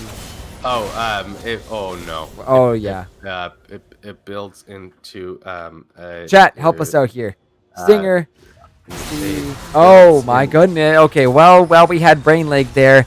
Cassiopeia just taken down, an absolute Naxos Tooth. Thank you so much. Oh my god. The big Brain Leg there, but able to find a pick. VKC and Heartseed down in the bot lane onto Rogue Masquerader's Cassiopeia. So not too bad, but I don't know if they're really going to get too much for this. As Primus actually making the rotation, finding the combo onto Heartseed, and here comes the Shen, but the Stand United is being popped immediately as that Alistar ultimate also popped. I don't know if that was 100%. There's probably a little bit of an overreaction from the Alistar there. But now that gives Easy Life some alone time in this top lane, and since he's already past that level 11, he's got the extra damage on his auto attacks in an AoE. He's able to push this down very quickly, and the more solo experience. Oh, look at the double knockup here from Primus. There goes Poppy into this one. The Rhinos grouping together the Gators, just putting all their ducks in a row. And what a better, you couldn't have had a better engage there, as this Twitch now lighting it up from the back line, gets himself a double kill, and Rhinos find themselves a 4-for-0 as that top lane taken by Easy. Life is starting Baron. I think that's a little on the bold side. Yeah, your team is not there. You can't quite solo that, buddy. Yeah. I would have liked to see him continue pushing down that top turret. BKC's about to find Easy right now. I don't think Easy wins this. Yeah. I'm honestly actually a couple more levels than maybe, but no. Devil's Avocado is behind here. The Kale ulti is immediate pop, even though the health bar disappeared fast. Easy will get the help of his team here, and now Temple does ult on up, but it is definitely not in time. That's going to spell the Baron start with the missing Gators jungle. How is Devil's Avocado always exactly what his team is going to be? I don't know, but it's just good communication. Don't understand. Solid. But oh my god, Baron's being shredded down. There's not really much to be done about this except the curtain call that's actually being popped right now by Jin. The Baron will go on over to the Rhinos, and Temple will be just shredded apart as all 5 members of the Rhinos are going to be wearing this purple buff as we head to 24.5 minutes. This gold lead now in favor of the Rhinos, up about 4K. There's the Nash's Tooth completed on the Kale, almost level 16 as well. Ooh. Halfway through and looking so damn good. Currently the richest player in this game, sitting at over 10,000 gold earned. Yeah, that's... Oh my god. Completed a Nash's Tooth and then just bought a Gwynsu's Rageblade. That's how long it's been since he went back to base and how much he's been fed since. Cool. Big shutdown gold on that Kale, but... how do they kill this Kale at this point? How do the Gators get onto this Kale? Yeah, like 2 more waves and he's level 16. He gets an additional amount of range and has permanent 8% move speed. He's going to be so damn strong. Also getting the rank 3 of his ultimate, of course. Yup. Another little perk to hitting that level 16, but especially so on this Kale. We are going to see another dragon spawning in 10 seconds here as Rhino's looking to work their way towards that Cloud Soul, and like we said before, Kale with the extra cooldown on her ultimate, I suppose. Definitely ideal for them out there using it. And yeah, oh boy, we see the transformation happen right on screen for us here. It just time. I feel like Master Uguay. It is time. Yeah. She's just gonna be shredding everything. What is Heartseed doing over here? Popping the ulti immediately, but it does not matter when that amount of damage is coming out of Easy Life. Prime is doing a really good job of setting up these kills here with those Alistar combos. Yes, he is. He's going all over the place, finding every possible angle. And Kale is still just down, going back to farming. Gonna be clearing out those waves absolutely disgustingly quick. Like, it's kind of gross how quickly she clears out that wave. Yeah. Oh my god. So what do the Gators do at this point? Because it was so in their favor throughout this early mid-game, but now Rhino's just turning things around so damn fast. Here's the Twitch. That's going to be the Shen Tomb of the Cleanse and Flash immediately. Wow, awesome Sheep. Just narrowly makes it out of that one as this push down the mid lane is going to continue here for the Rhinos. They find that mid inner tower. Opens up the map a little bit for them too. Oh yes, the bottom turret as well too, as Easy Life off in a side lane. Not really too scared of being jumped on here. Probably the next one as well, honestly. He attacks so damn fast and should not be afraid of anything. Yeah, that's just going to be 3 turrets picked up so far for this Baron. An absolute Awesome Sheep getting jumped on again. We might honestly go to a base race. Awesome Sheep makes it out of that one just barely once again. He pops the rat-a-tat-tat. The poison is ticking down. But that is Rover Eye will find the actual damage from the Tiamat there. The little splash damage. I believe he's got a Tiamat at this point. Yes, the Titanic Hydra. But look at this. That's going to be the curtain call onto Primus. But Gayfinder Temple is there to pick that one up. So I guess that's what they do. They ignore the Kale and try to make plays elsewhere. Get some split push going on. Unfortunately, that it took so much for them to kill that Twitch that's twice that he walked away with like 0 HP and they had to just recommit again and give up Rover High. So unfortunate there. Well played from Awesome Sheep to keep them keep them at bay for as long as he could. Yeah, and still, I mean, if you're gonna look at it like in a head-to-head matchup, if we're looking at both these teams fighting 5-on-5, Rhinos have the advantage here, 100%. But there is a chance there that that top lane that is now pushed into the inhibitor and I think it is healing up though, which is a little unfortunate. So it will be probably full health by the time the Gators try and find their way back up there. There is an option to try and crack open that top side of the map of the Rhino's base. But when is the window? The only one that I'm seeing right now is that Dragon that's up in 2 minutes. When it's going to be down here. Oh my goodness, the jump on, the stun onto Kale. The shield comes up. The deadly flourish is there. But look at the damage Easy Life is doing. Flash stun in. The heal from Ravens, man, does not even matter. Yeah. Because Easy Life is just shredding through everybody, especially with that Rage Blade. Does so much damage so fast. Oh my god, and since the last fight has completed now Zhonya's as well.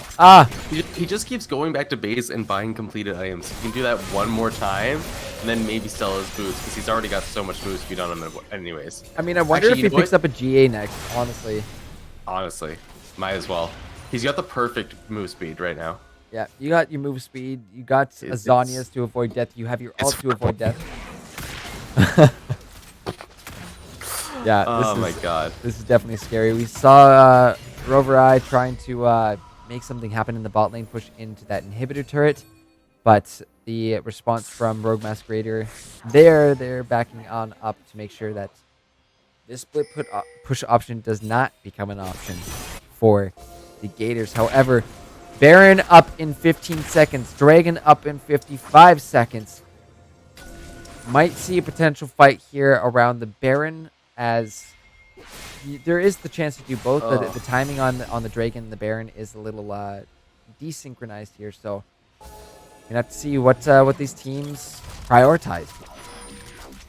I mean, like the thing is that the Rhinos could give up this Drake. They don't super care about it, and if the Gators commit to it, that's a free Baron for them and probably way more pressure, possibly just winning the game off of it. So I wouldn't be surprised to see the Rhinos favor this Baron. The Drake is a nicety, but it's not going to particularly win us the game. No, and that's totally true, because if the Baron was just given on over to the Gators, they have that option to split push. Look at this. That's going to be Avocado dived on immediately. The ultimate there to get one member of these Gators on out, but that extra little bit of movement speed from her W and the Cloud. The Cloud, what do you call this? The different areas of the map. Either way, doesn't matter. Extra movement speed gets Avocado on out, and right now this Baron is actually being shredded apart by the Gators. We see the Dragon also being solo taken by Easy Life, but Baron is secured by the Gators. So that's an adequate trade from the Rhinos. They would have much preferred the opposite, but I mean, since Devil's Avocado got caught out so aggressively, got put to 0 HP and had to go to base, you know, I'm just watching chat lose their mind. But it's a consolation prize to get the to get that Cloud Soul. VKC is found out in the jungle and taking a half health with, what is that, 2 or 3 autos? We're asking how many did you count? That was I think 2. Yikes! That is a scary Kale. Well, it is spooky season. It is Halloween this weekend, so what can you say? Yeah. There's the block from Devil's Avocado to stop the Shin from dashing on in to get the taunt.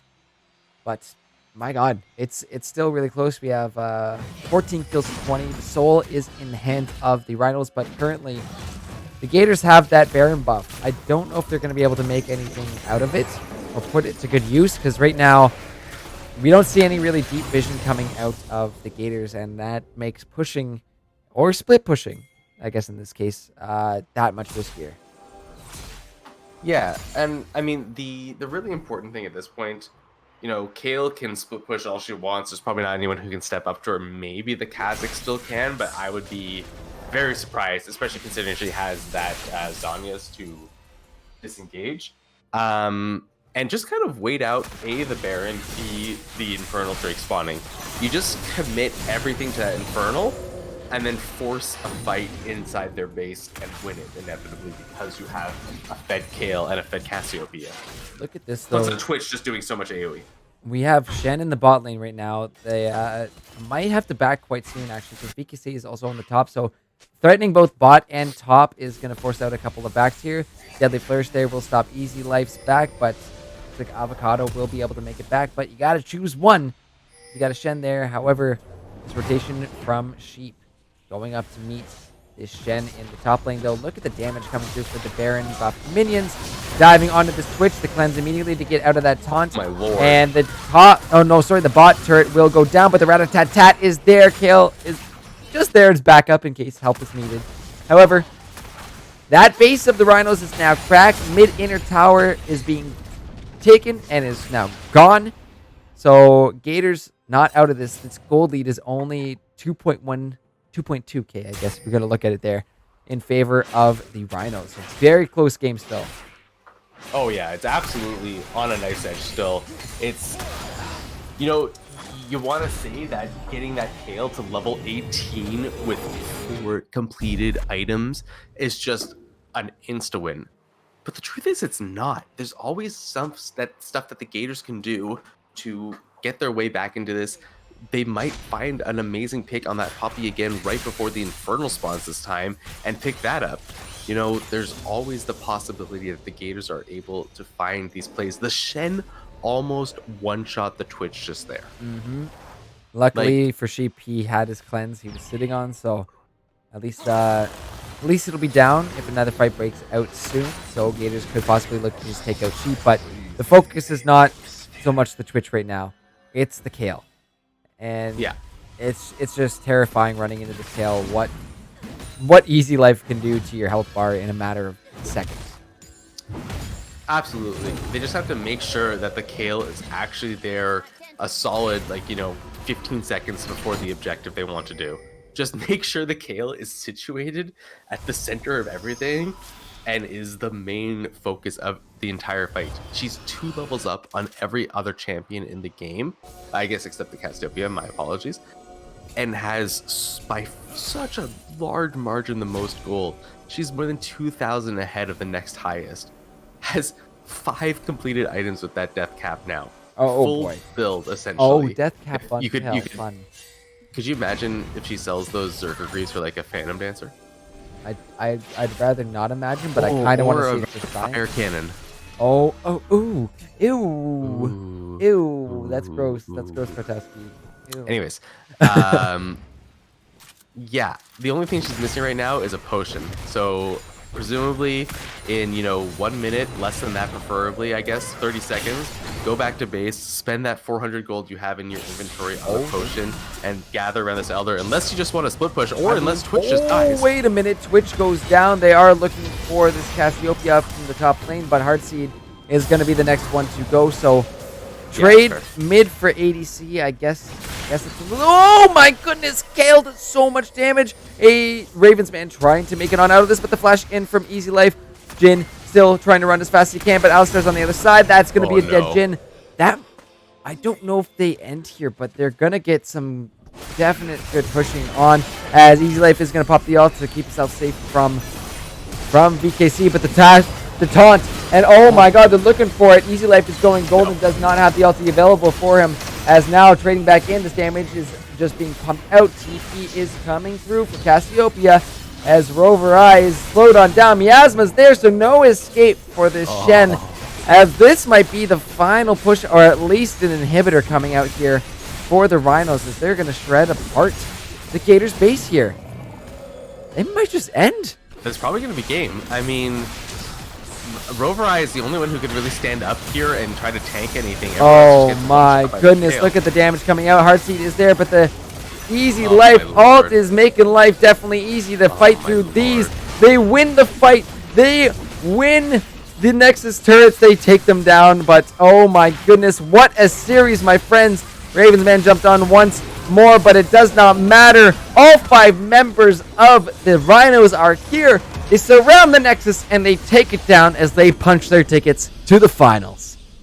Oh, baby. The Rhinos go into the finals as I predicted back in that first game.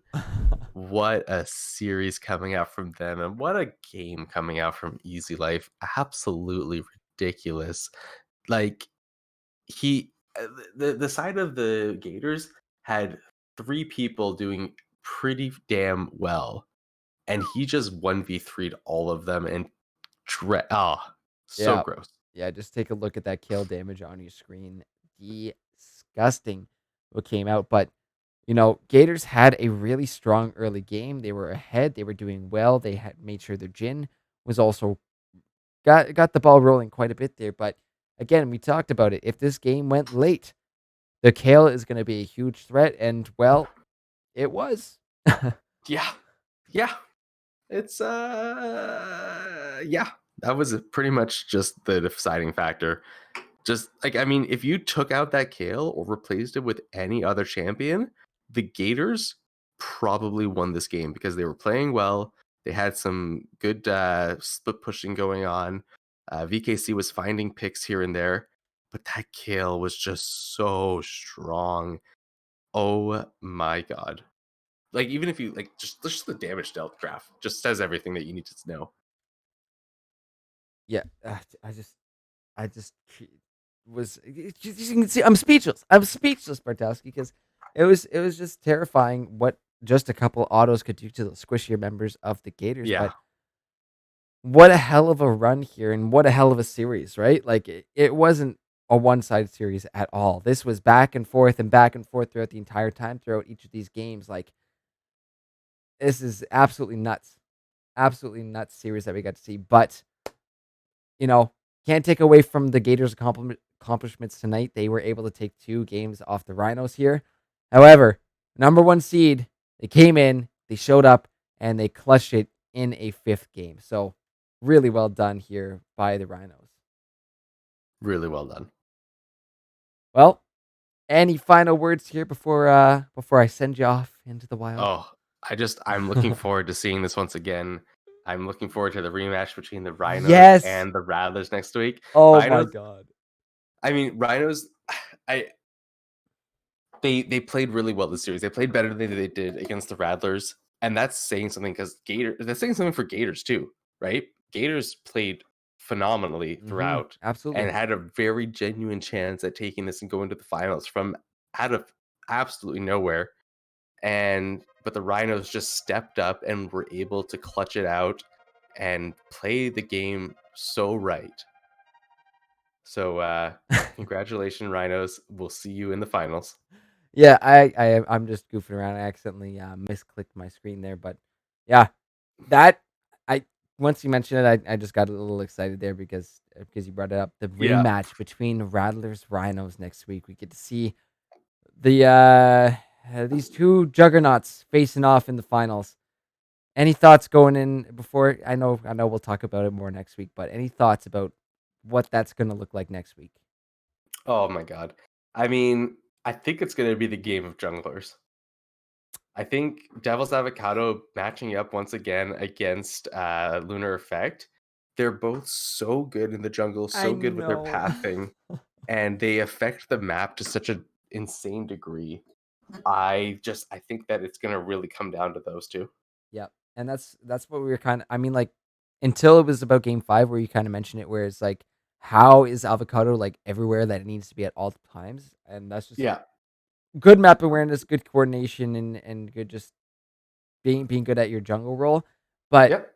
Lunar Effect is also really good at that as well too. So uh it's honestly so much fun when we get to see these 2 face off against each other. Are these 2 crazy junglers? Always makes for a great time. But uh yeah, it's gonna be massive because we know both these big junglers put the focus on objectives and put those focus on, you know, those dragons and those barons, and they are both very, very good with their smites. Let's just say that. So Yes. it will come down very, very close next week as well too. So I'm looking forward to a hell of a finals, Bartowski. It's going to be a great one. Hell yeah, it will. Well, thank you so much for joining me on the casting desk tonight. But I'll see you next week. get yourself ready for Oh, for yeah. sure to be absolute insanity next week. It's going to be crazy. All right. We're going to flip on back to the analyst desk here, guys. My goodness. My goodness. Rhinos come out with a massive win in that last game, a fifth game of a game of 5 series. So, you know what? Huge props to the Gators for taking us to, well, not taking us, not taking me personally, taking the Rhinos to 5 games. So, you know what? Gave them a hell of a run for their money. But Rhinos just come out ahead and punch their tickets to finals. So they will be meeting with the Rattlers next week. Currently, guys, we have our poll for player of the game going on live right now in the chat, so you guys can check that out. Use command vote in the player's position, top, jungle, mid, ADC, or supports. Let us know who you think deserves that player of the game. But guys, we are going to take a short break, and when we come back, we'll be announcing our player of the game and just mentioning what's going on in this week of Legends Esports. I'm liking the fact that I'm seeing those emotes bounce around there. So every time you get an emote, you're going to see a couple screens. Look at that. See what I'm talking about. Anyways, thank you guys for participating. We are going to continue that poll as we hop to break. So don't go anywhere because we're just going to be coming back for player of the game and a few announcements before we end our stream tonight. So guys, we'll see you in a few seconds. But my God, what a run by the Rhinos tonight.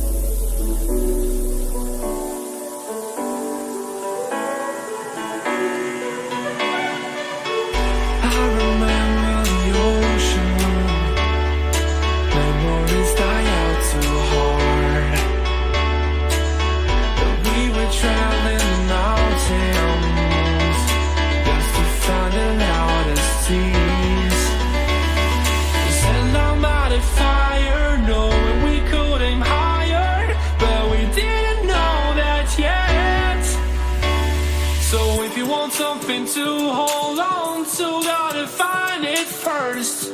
But here I am, 'cause I've been laying under palm trees, waiting for the summer, knowing there's nowhere to go. 'Cause I am happy on this island, wanna be my fatherland. I don't ever want to leave, I'm in a tropic club.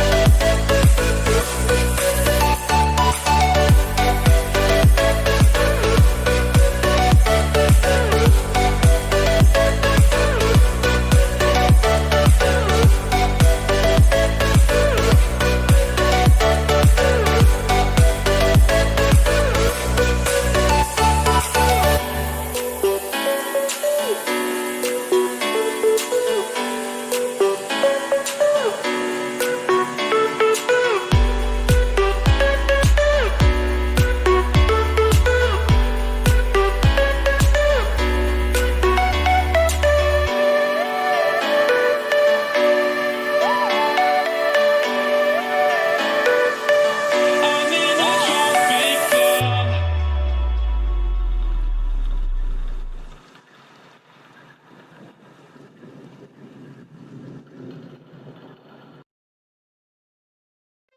Chat, you best be playing nice. I swear. Don't make me come over there. Chat. Anyways, guys, welcome back. It's your boy Gurf back on the Analyst Desk once more. And what a hell of a win here from the Rhinos. Lots of back and forth between them and the Gators, but they are able to clutch it here in Game 5. Guys, oh my god, what a fantastic series. Guys, I don't know what the hell's going on in chat. Hey, look at me. Hey, look at me. I'm the captain now. I swear I'll come with that. I swear, chat. Don't make me come in there with the pen hammer. Hi, how's it going? Anyways, guys, what an incredible series here. But we need to announce our player of the game, and it makes my heart happy seeing my fellow caster's name up on the board here. So let's bring him on up. Hello, Awesome Sheep, going 677 on that Twitch. Congratulations, Awesome Sheep. But really, the effort from the entire Rhino squad was just amazing. They did a great job together, synergizing, coordinating those picks together. Big shout out to Devil's Avocado coming back into this one and just making these plays happen, being everywhere on the map that they needed to be. So it was really awesome, guys. Hey, what did I say? Chat, be nice. Remember, a little bit of friendly banter is okay, but let's be nice and respectful, okay? Okay. Thank you very much. Anyways, other than going full dad mode, that was absolutely awesome to watch. We got to go to 5 games. We got the silver scrapes. I want to say a big thank you to our Gator squad for coming through and giving us a hell of a show here in the final weeks of the split and, of course, into the playoffs as well, too. So thank you so much for assembling together and giving us a fantastic series.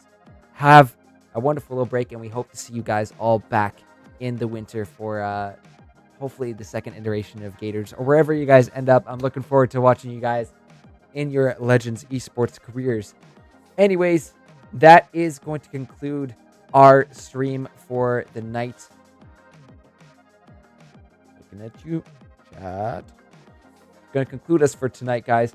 Don't forget, we've got our lovely little merch store going on right now. So go ahead and, whoa, that's not how you do it. That's how you do it.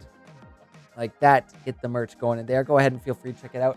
I've got my Legends Esports hoodie on right now, and I am absolutely loving it. So if you need something to keep you warm this winter, and you don't have somebody else to keep you warm, then a sweater. The sweater is the way to go. Anyway, anyways, my friends, Thank you all for joining in on the stream tonight. Thank you for participating with the tokens and the votes. So thank you guys again so much for participating and bringing your memes. But it just, you buy my personal legend, you don't want to buy mine right now. It's a little